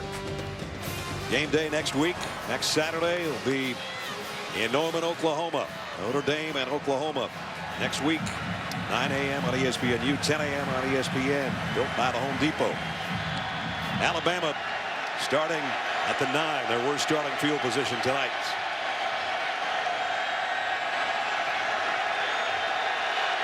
TJ Yeldon in the backfield with McCarron.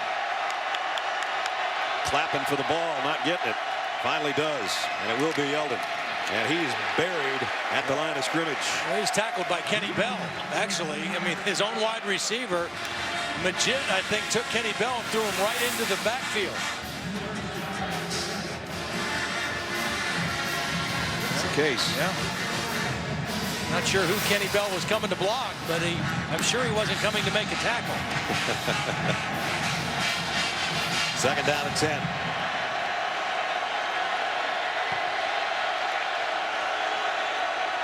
Again, Alabama hasn't been in long yardage too much, but their last 2 series they have been. And Yeldon a couple yards. Whole swarm of Volunteers trying to bring him down, and finally he goes down. But he got it out to about the 11-yard line, where it'll be 3rd down and 8.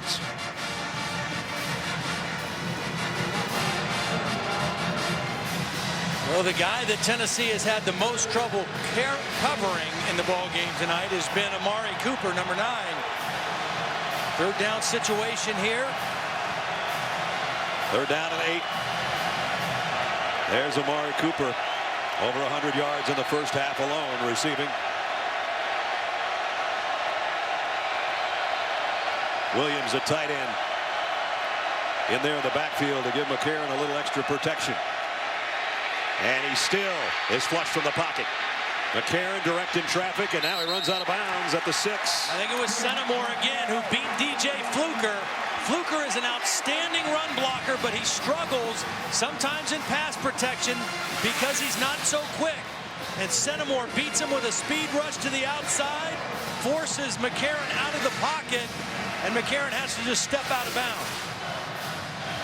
This kid's playing a pretty inspired game tonight. He really is. He's backing up his tweets, his Twitters, or whatever it was that he had this week, his comments about having started his career at Alabama. Everett Young should get good field position out of this Cody Mandel punt that's coming from deep in his own end zone. Nice kick, though. Young's got a backpedal to the 46 and goes straight ahead. And he got popped pretty good as he got to the 42, but that's excellent field position for Tennessee now. And again, the question, will they take advantage? So far, they haven't been able to. We'll find out. 7:29 remaining 3rd quarter. Tyler Bray and company when we come back. The SEC on ESPN. 95th meeting all time between Tennessee and Alabama here on the 3rd Saturday of October. And right now the Tennessee offense needs to get in gear and play like they have the rest of the games this season instead of how they played so far tonight. Yeah. Well, again, they're going against the #1 defense in the country in every major category. They make you earn every yard, but you know what? None of that matters right now because you have excellent field position, and a touchdown puts you and this crowd right back in the middle of the game. Tyler Bray, 1st down, steps up in the pocket, and he's going long for Patterson. A little bit of contact back there with Deion Blue. Yeah, there was quite a bit of contact. I'm a little surprised that didn't draw a flag.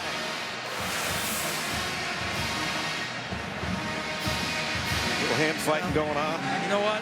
That's a good no call. Yeah. And there was a little mutual pushing and shoving.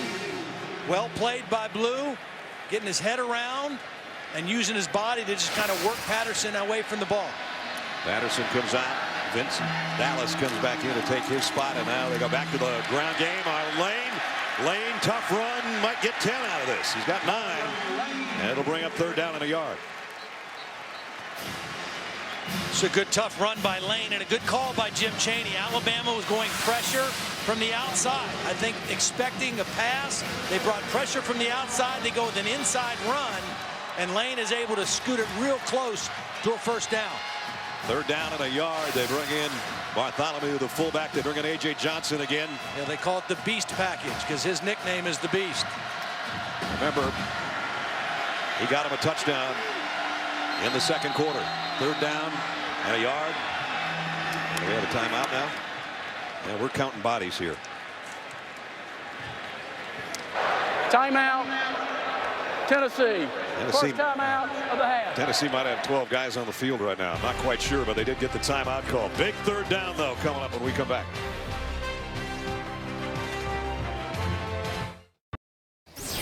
Reese Davis with you, keeping your finger on the primetime pulse on ESPN2. Mississippi State, which plays Alabama next week, up 24-3 on Middle Tennessee. On ABC, Miami holding on to the lead against Florida State. And Duke trying to move to the top of the ACC Coastal, up 20-9 on ESPNU against Carolina. All right, Reese, Tennessee's changed up their offensive set here with Tyler Bray in a quarterback on third down and a yard. Play action. Bray loads, fires. Incomplete, intended for the tight end Rivera. And now it's 4th down and 1. I guess maybe they're thinking this 2-down territory anyway, huh? Take a shot. They kept A.J. Johnson in and then faked it to him, and he did a nice job picking up the blitz. But Tyler Bray had nowhere to go with the football. And now he does come out as a wide receiver. With Johnson in there, direct snap, the beast package on 4th down and 1. Straight ahead, he didn't get it unless he gets it on second effort, and he's not going to. Alabama will take over. Kirby Smart says that's the way we do it. Boy, another wasted opportunity by Tennessee. They started this drive in Alabama territory. They come up a yard short. Well, Nico Johnson, Jesse Williams, he bottles it up. Lester, the safety, comes in. Wasn't even close.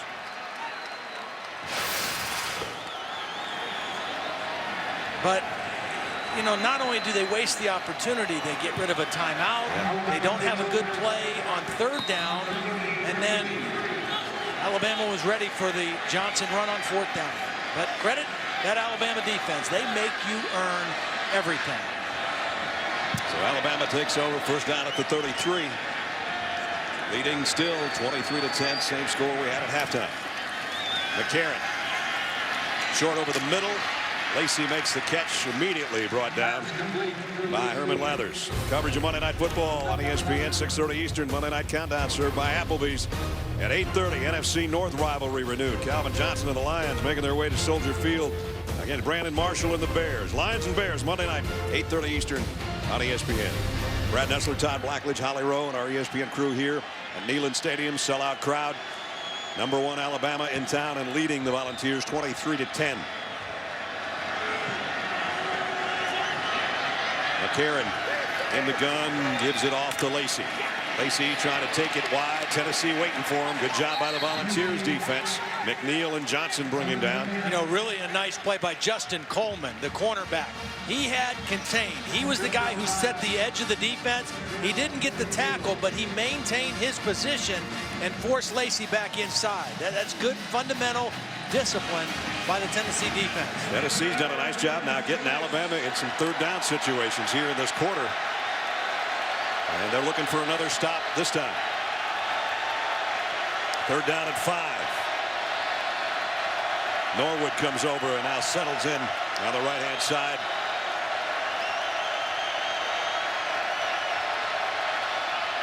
McCarron steps up, pressured again, throws back across his body. Lacey made a catch and a first down. Bobbled it about 3 times and still pulled it in, first down. But how about the awareness of A.J. McCarron as the pocket is collapsing? I thought it was going to be a sack. And he has the awareness. Watch at the very last minute, spot Lacey, his outlet, and just flicks the ball to him. He avoids the sack, but not only that, gets the first down. So Eddie caught that one about 3 times and picks up a first down at the 45. 4.5 minutes remaining, third quarter. McCarron's hit his last 6 passes. And he's mixed it up to a variety of guys tonight.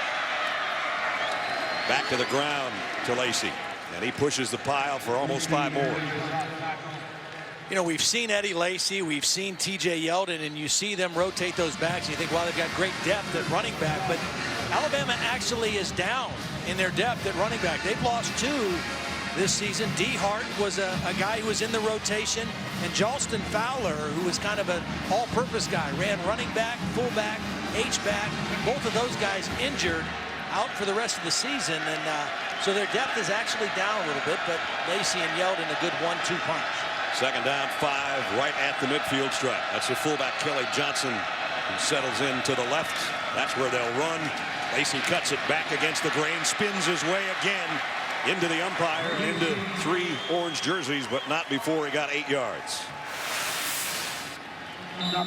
We talked about stopping these guys' momentum. They weren't able to stop his momentum. He's able to make the spin, and out of the spin, he picks up about another 4 yards.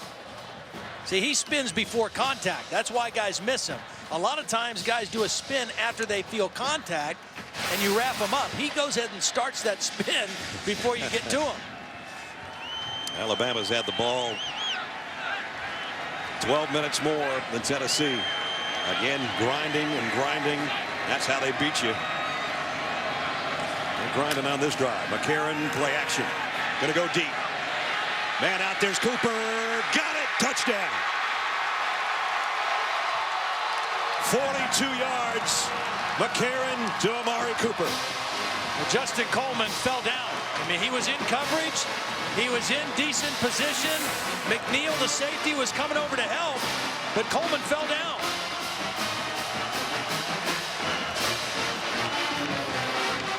So another big play by the freshman out of Miami. McCarron laid it out there, and Cooper went and got it. Shelley in for the point after.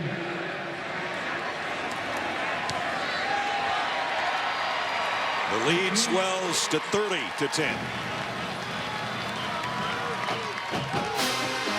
How about those numbers? 7 for 162 and 2 touchdowns.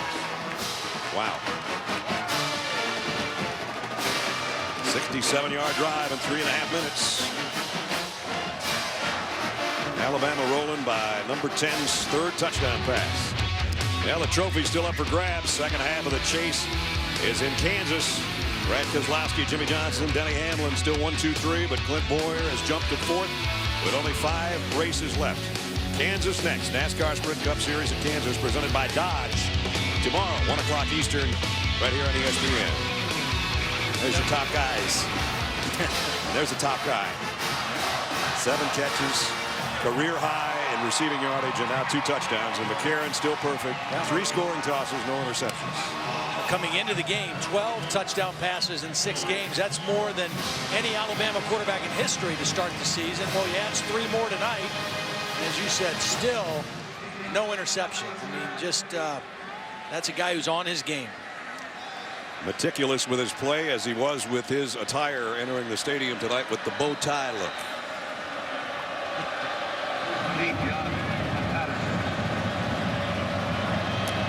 Cade Foster set to kick. Cordero Patterson would love to get his hands on one here, or at least his Tennessee teammates hope he can. He'll take it at the 2.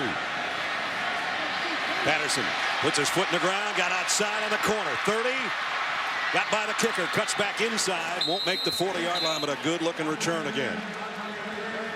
Before Tennessee snaps it on offense, let's check in with Reese. Brad, time for a Dr. Pepper 10 conference update, and welcome to the Big 12, West Virginia. They're getting housed. Colin Klein, the Tyler Lockett. Klein's thrown for 323, only 2 incompletions, accounted for 7 touchdowns. It's 52-7, complete mismatch. Wow, the bubble of West Virginia didn't just burst, it exploded the last 2 weeks, didn't it? Kansas State is a lot like this Alabama team in the way they play. Bray, play fake down the middle on a streak. It's finally Justin Hunter. Finally, number 11 gets it. And he takes it all the way down to the red zone. 44-yard pickup. You know, the crazy thing is, I'm not sure if this pass was intended for Hunter or for Rodgers, but Hunter said, you know what, I'm getting one. I haven't gotten one yet tonight. He came into the game averaging 6 catches a game. That was his first, but it was a big one. You're right, Zach Rogers got leveled after he was reaching for the ball, and he had to come out, shaking up a little bit. Well, he stays in there now, but he got rattled. Tyler Bray went over and helped pick him up.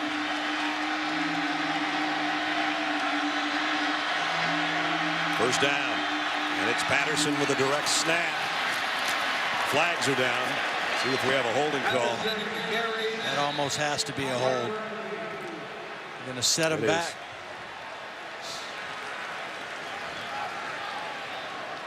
Derek Dooley and Jim Chaney told us we got to get it in Cordero Patterson's hands however we can. Direct snap, handoff, sweeps, end arounds, throwing the ball to him. And they even thought about, after the call, Holding. 85. Offense. 10-yard penalty. Previous spot. First down. there was even a little bit of thought about starting Patterson at tailback today. Yeah. Well, at least, you know, they put him in there and they pitched it to him. Remember, he fumbled it. He tried to look at the defense before looking the ball all the way in. But he is just so dynamic when the ball's in his hands. And you just have to find ways to get it to him. Well, the line of scrimmage backed up to the 28 with that penalty. 1st and 20 there. Bray shovels it to Lane. Lane weaving his way on the inside, and he gets it down to the 22. So they got some of that penalty yardage back. We're down under 2 minutes. Tennessee needs touchdowns. Field goals don't do any good at this stage. Well, they were down here the last possession and turned it over on downs, and Alabama promptly took it all the way down the field and added another touchdown. 3 wideouts. Bray in the pistol set here. Play action. Loads. Fires deep. Got a man. Intercepted in the end zone by Alabama's Robert Lester.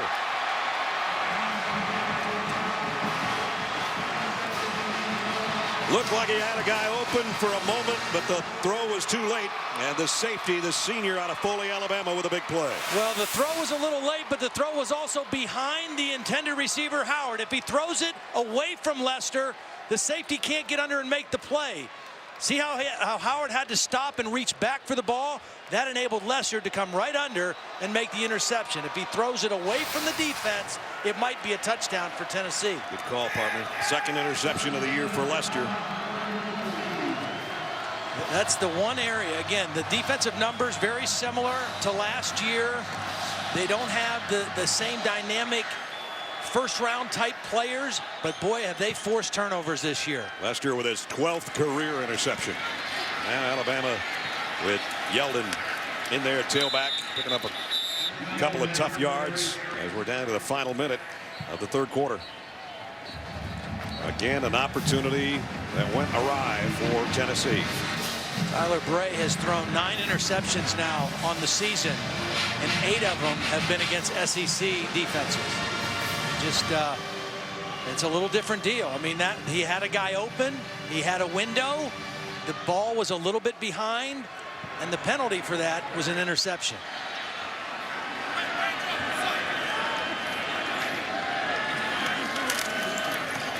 Yeldon up the middle, 1st down and more. Blasts his way out to the 36-yard line. A 13-yard pickup. That might be final play of the quarter. You take out Lacey, you put in Yeldon. You take out a 220-pound guy, you put in one that's 216 and faster. And they both run. They run big too. You know, they just aren't big in stature. They run in a physical way as well. Alabama players already holding up 4 fingers, as are their fans that made the trip to Knoxville. We played 3 quarters. The record's still perfect for Alabama. 15 minutes from now, if they hold on, they've got command at the end of 3.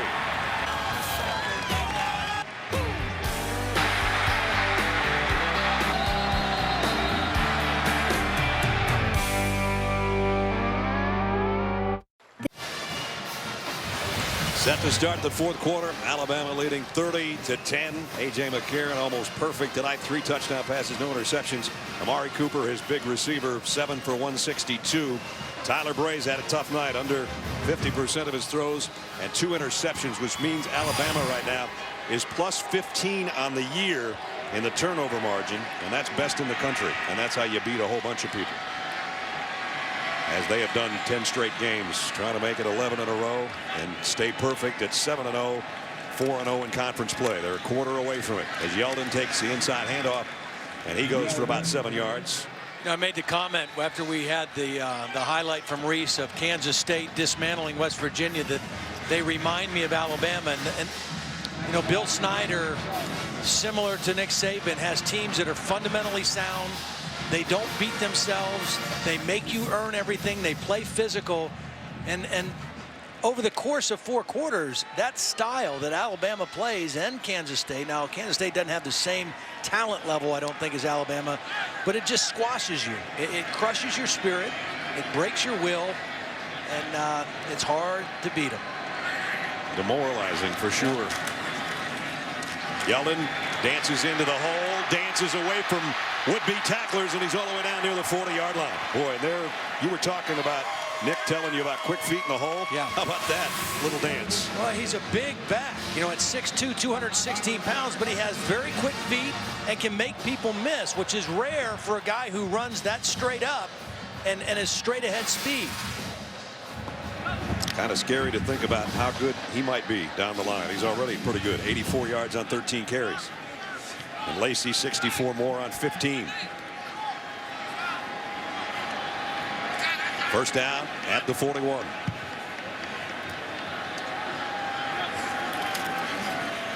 He'll get it again.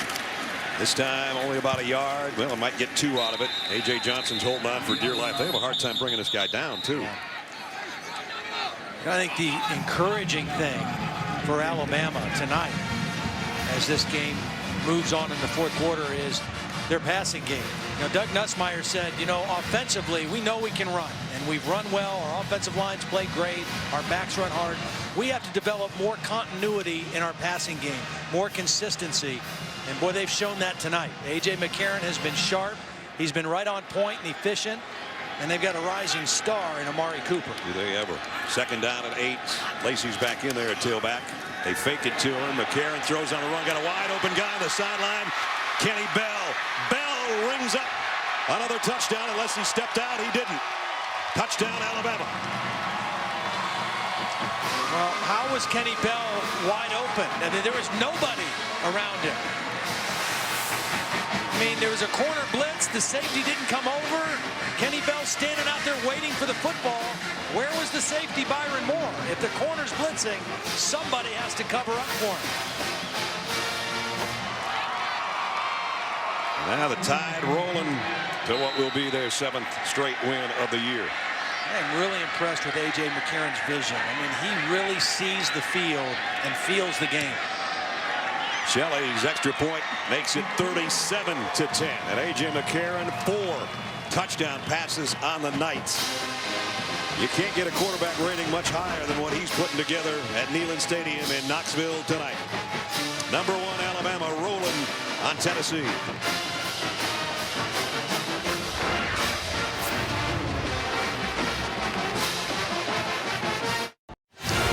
As we cue our BCS music, we take a look at this week's BCS standings brought to you by Tostitos.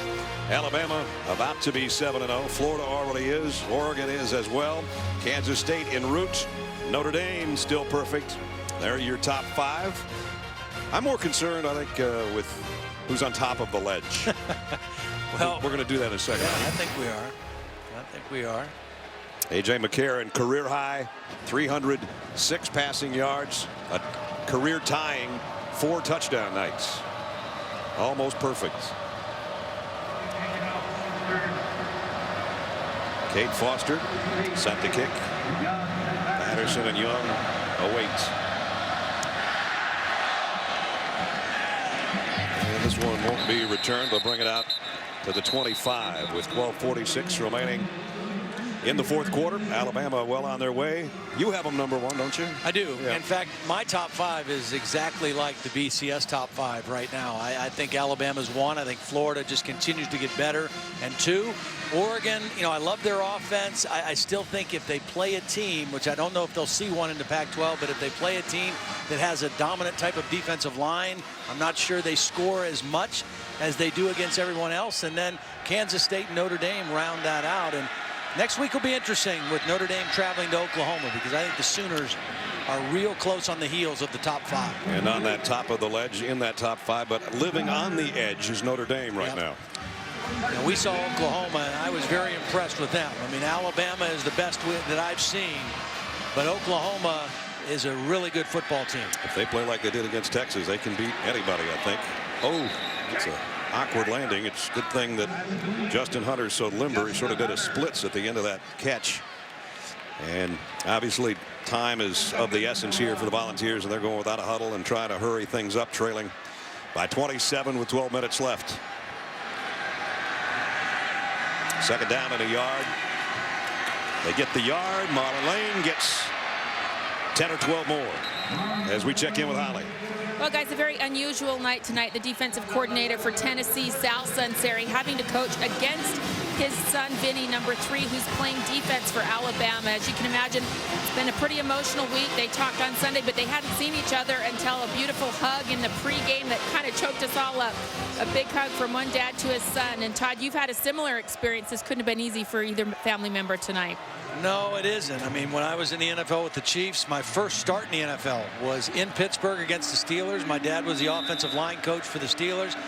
Once the game started, coach and player kind of lock in and focus. It's toughest on the mom. That's who has the hard time. In this case, Roxanne Sunseri. Pass intended for Cordero Patterson, incomplete.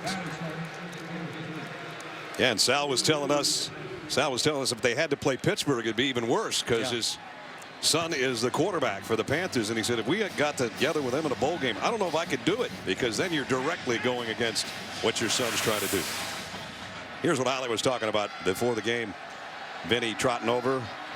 Hey, Pops. That's nice.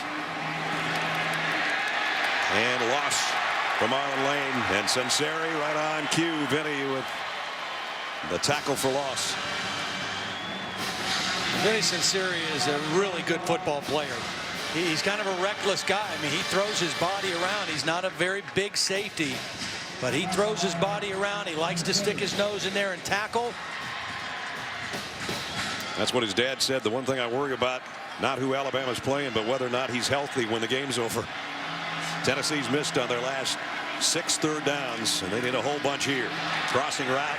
Hunter puts the brakes on, trying to get extra yardage, but he's not going to get the 15 they needed, and it'll bring up 4th down at about 8. You know, when I watch this Alabama defense this season, I mean, they are very good. They don't have first-round draft pick talent. C.J. Mosley's the best player on that defense.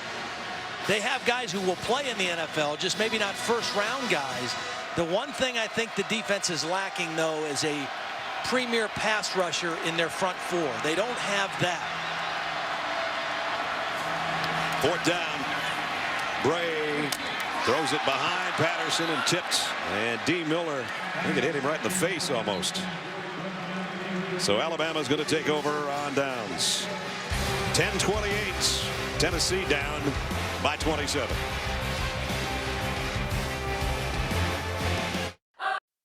ESPN College Football Primetime is presented by Hampton Hotels. Feel the Hamptonality.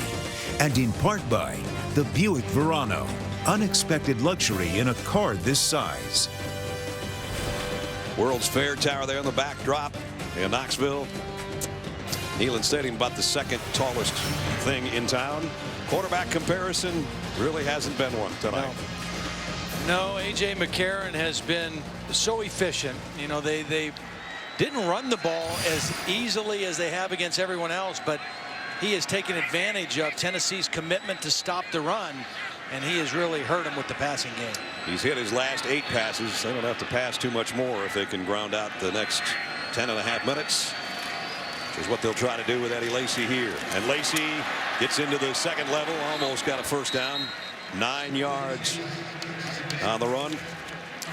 A.J. McCarron, as I said, when he came in, he was looking pretty sharp with a bow tie, and then he just got sharper.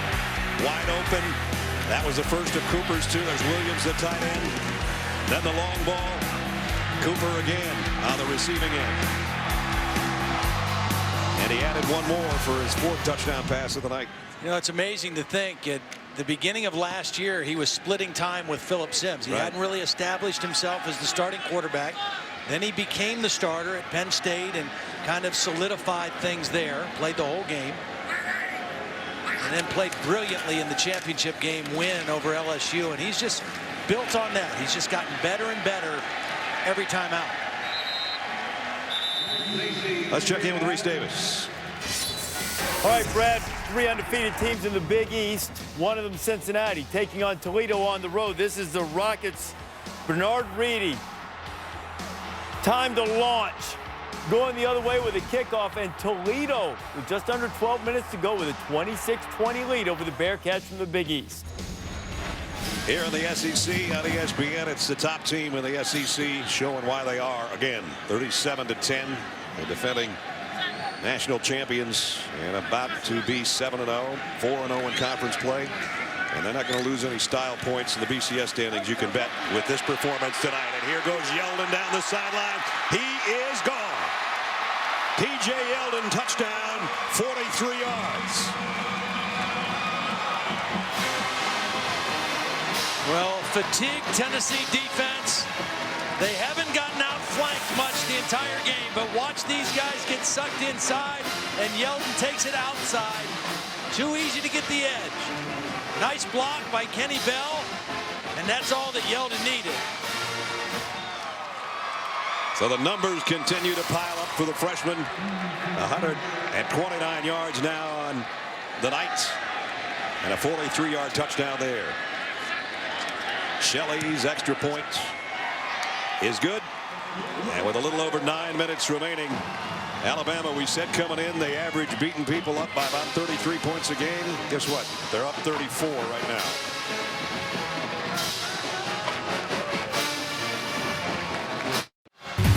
ESPN College Football is available anytime, anywhere on your computer or mobile device via WatchESPN.com and the Watch ESPN app. Here in the fourth quarter, let's take a look at tonight's Good Hands play, brought to you by Allstate. Really the last decent chance Tennessee had of getting back in the ball game. Robert Lester with the interception, his 12th career INT in the end zone. That stopped any threat by Tennessee. Then Alabama just took it down the length of the field, and T.J. Yeldon took it 43 yards for the touchdown. Nick Saban, what he tries to stress to his team, he wants them to always be a team that plays physical and discipline, and teams don't want to play them anymore. And this is a typical Alabama game. They wear you down, and they break your will, and they don't make mistakes. And if you make mistakes, they capitalize. Next week, Alabama will be back home. They'll take on Mississippi State, the Bulldogs, who came into the weekend undefeated as well. And we'll be there to see Alabama and bring that one to you. Their schedule gets interesting. They've got some tough challenges. We talked about they hadn't faced a great offense until tonight, the best offense they would face. Tyler Russell, the quarterback at Mississippi State, playing about as well as anybody in the conference. LSU can run the football. They can match physically with Alabama. And then Texas A&M, Johnny Manziel, kind of a different type of quarterback. We have a different quarterback in for Tennessee, Justin Worley. And Deborah Young on the carry around the corner. Got close to the first down before he's run out of bounds. Right in front of the Alabama defensive coordinator, whose defense has done another great job tonight. There's Worley. His numbers on the season, hasn't played a lot. You have a difficult time beating Alabama if you don't get dynamic plays, big chunk yardage plays during the course of the game, because they're too good defensively and too fundamentally sound that you're not going to put together 12, 13, 14 play drives and have long scoring drives. They just don't allow that. You have to hit them with some big plays, and the only time Tennessee did score tonight, it was because they were able to create a couple plays. You saw Derek Dooley again on the sideline following that hip surgery. Derek's still not 100% sure. I said to him, how the heck do you not know that you have a broken hip? And he said it was something that gradually got worse. He thinks he did it water skiing over the summer, and it progressively got worse and worse. And now they put 3 screws in the hip, and his doctors told him it's a good thing he had it done because it could shatter at any time. And now it's got the stability in there, and they've been He's been walking the sideline there with the crutches, and at times they slide a stool underneath him when he needs to take a quick break and get off his feet.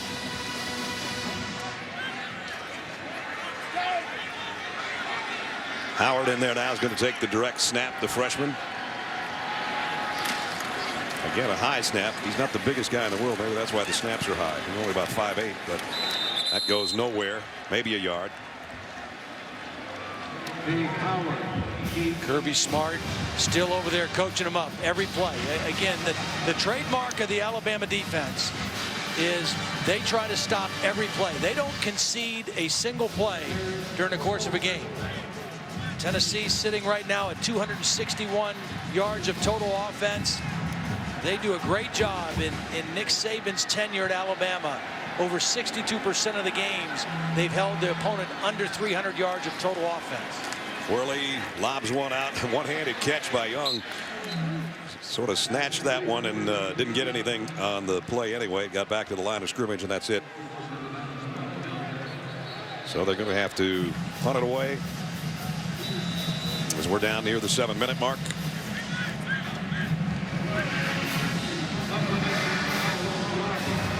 And a long dry spell for Tennessee since they beat a ranked team.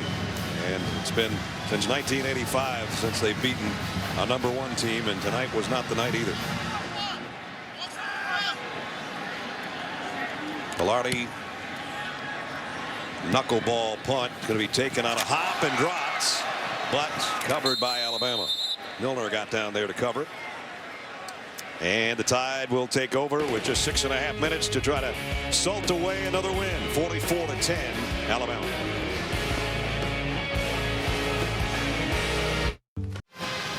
Beautiful night on the banks of the river here at Neyland Stadium. Not so pretty if you're a Vol fan, though. 44-10.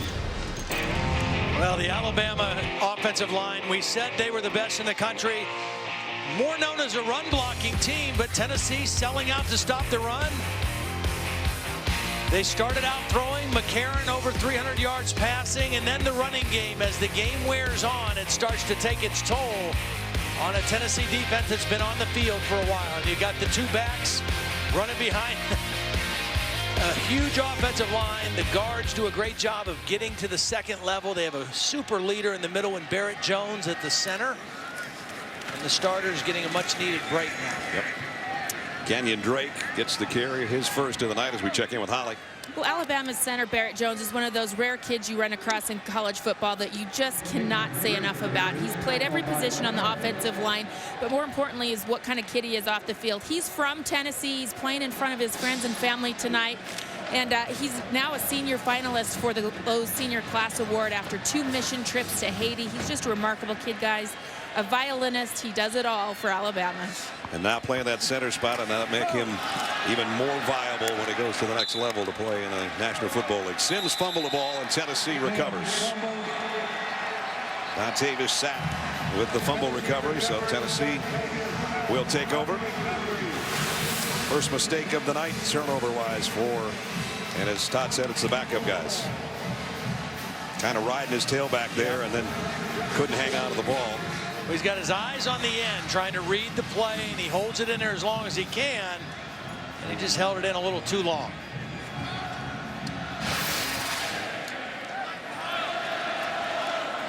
So Tennessee takes over with just under 6 minutes remaining, and a first down at the Alabama 24-yard line. Worley hands off to Lane. He's run hard tonight. Yeah. One guy you got to give some credit to. Got down to the 20 on that carry.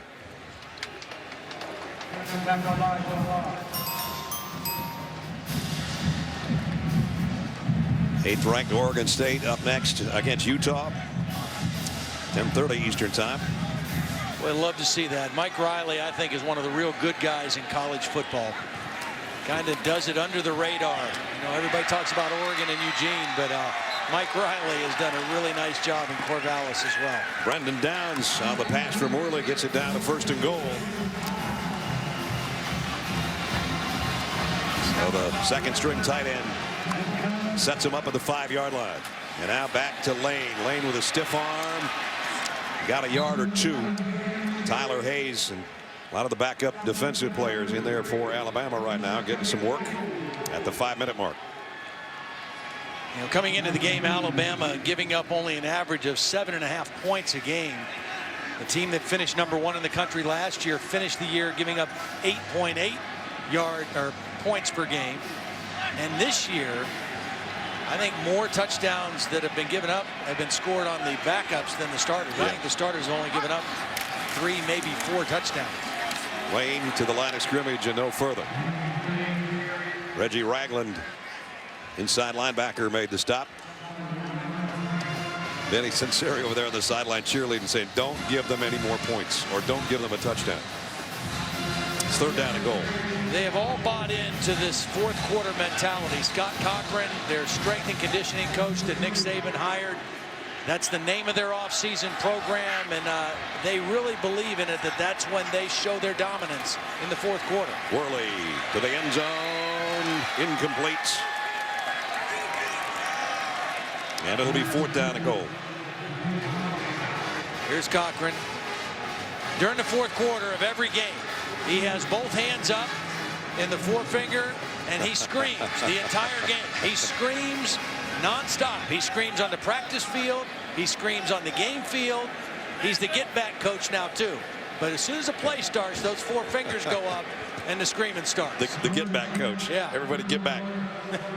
21-yard field goal just to try to make the score look a little bit better here. Velarde, and he's got it. So they don't give up the touchdown after the fumble, but just the field goal that makes it look a little more respectable on the board with 3:57. BCS Countdown is on ESPN and ESPNU tomorrow. A day after the dust is settled, our analysts will break down the big wins and the losses that took place and what it means for the BCS standings. Who's going to rise, who's going to fall. Plus, we'll look ahead to the key matchups for next week. BCS Countdown presented by Tostitos. It's tomorrow at 8:30 on ESPN and then 9 Eastern on ESPNU. We talked about Alabama on the west side of the SEC ledger with a huge game at home against Mississippi State. Of course, Florida, the team that's leading the way in the East, with a big game down in Jacksonville against Georgia next week. Yep.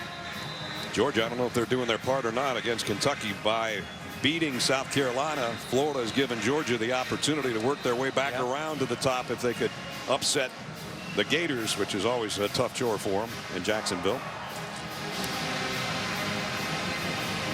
A.J. McCarron, boy, talking about going on the road and having yourself a night.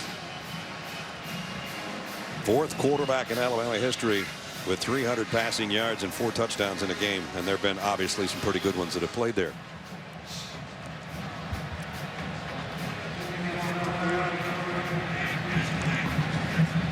He is definitely the beneficiary of a great offensive line and an outstanding running game, but he is an efficient passing quarterback as well. Kickoff high and short. Fair catch that if you choose, but it's taken by one of the up men. And taken out to the 32-yard line as we check in with Reese. Brad, I'm glad you asked about Georgia. I'm here to serve. Georgia and Kentucky, 22-17, about halfway through the 4th quarter. This probably will take care of it. Aaron Murray to Arthur Lynch, 29-17, only a 12-point edge. Murray's thrown for more than 4 bills. And Florida State getting much more than anticipated from the Hurricanes' 3-point game on ABC at the half. All right, Reese, thanks. So Georgia is getting their business done against Kentucky. I kind of teased you with that. A.J. McCarron, only the 4th quarterback in Alabama history with 304 touchdowns. The other ones, by the way, John Parker Wilson, Gary Hollingsworth, and Mike Shula.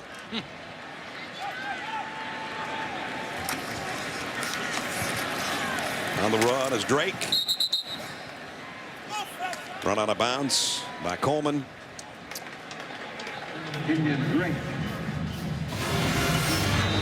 Alabama, the leaders tonight.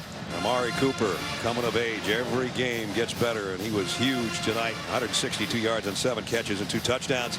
Yeldon 129, and he didn't even start the game. Kind of like Todd said last week. Eddie Lacy had 170 plus. He had 140 plus, and tonight he takes the lead by having the bigger night.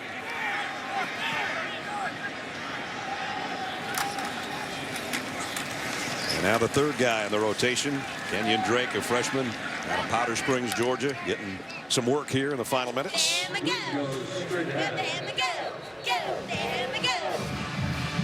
So now the question becomes if Mississippi State can be the team to detour Alabama's path to the SEC title game and beyond. Well, I think it's important also. We talked about a couple of the injured backs that Alabama has already gone through, and as they go through this difficult part of their schedule, keeping Lacey and Yeldon healthy is going to be critical. Now, Lacey has had some injury problems. He had a toe injury last year, missed some time, had surgery in the offseason, was a little bit slow coming back to camp because of the toe surgery, had a hamstring injury early in the season.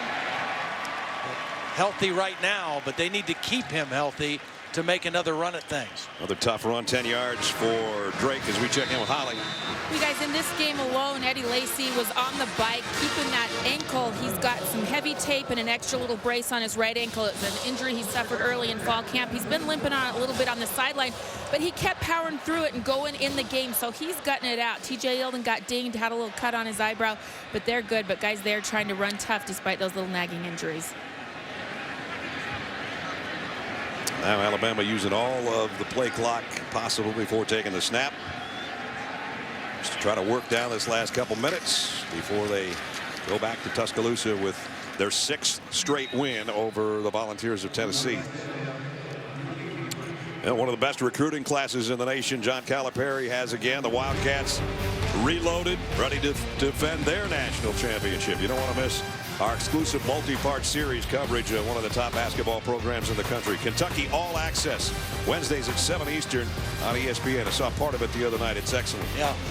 You know, people say what they want to say about him, you know, and his recruiting and the one-and-done guys, but the guy can coach, because when you watch that team play last year, how unselfish he got all those guys to buy in and play that way was incredible. And to play defense as freshmen. Yeah. Final minutes. Brent Callaway getting the carry. So Alabama right pretty much on schedule. Came in averaging 40.5 points a game and only giving up 7.5. So that's a 33-point difference. And tonight they're going to win by 31 after a couple more snaps. They are efficient. They are physical. They're methodical. They don't make mistakes, and they painfully punish you when you make mistakes. And you know what Nick will say when it's all over? I don't like the fact that Sims dropped that ball riding his tailback. I got to fix that. Yeah. They're only plus 14 again on the turnover margin. Exactly. And now Callaway goes out of bounds, or did he not? No, I guess not. That's going to do it. So Alabama wins its 11th straight dating back to last year. They're still perfect. They're still number 1. They're 7-0, 4-0 in SEC play as they roll again on the road over the Volunteers of Tennessee. 44-13 the final. Coming up next on SportsCenter, Linda Cohn, John Butchergrass. They'll have all the updates from around the league. Brad Nessler for Todd Blackledge and Holly Rose. So long from Knoxville.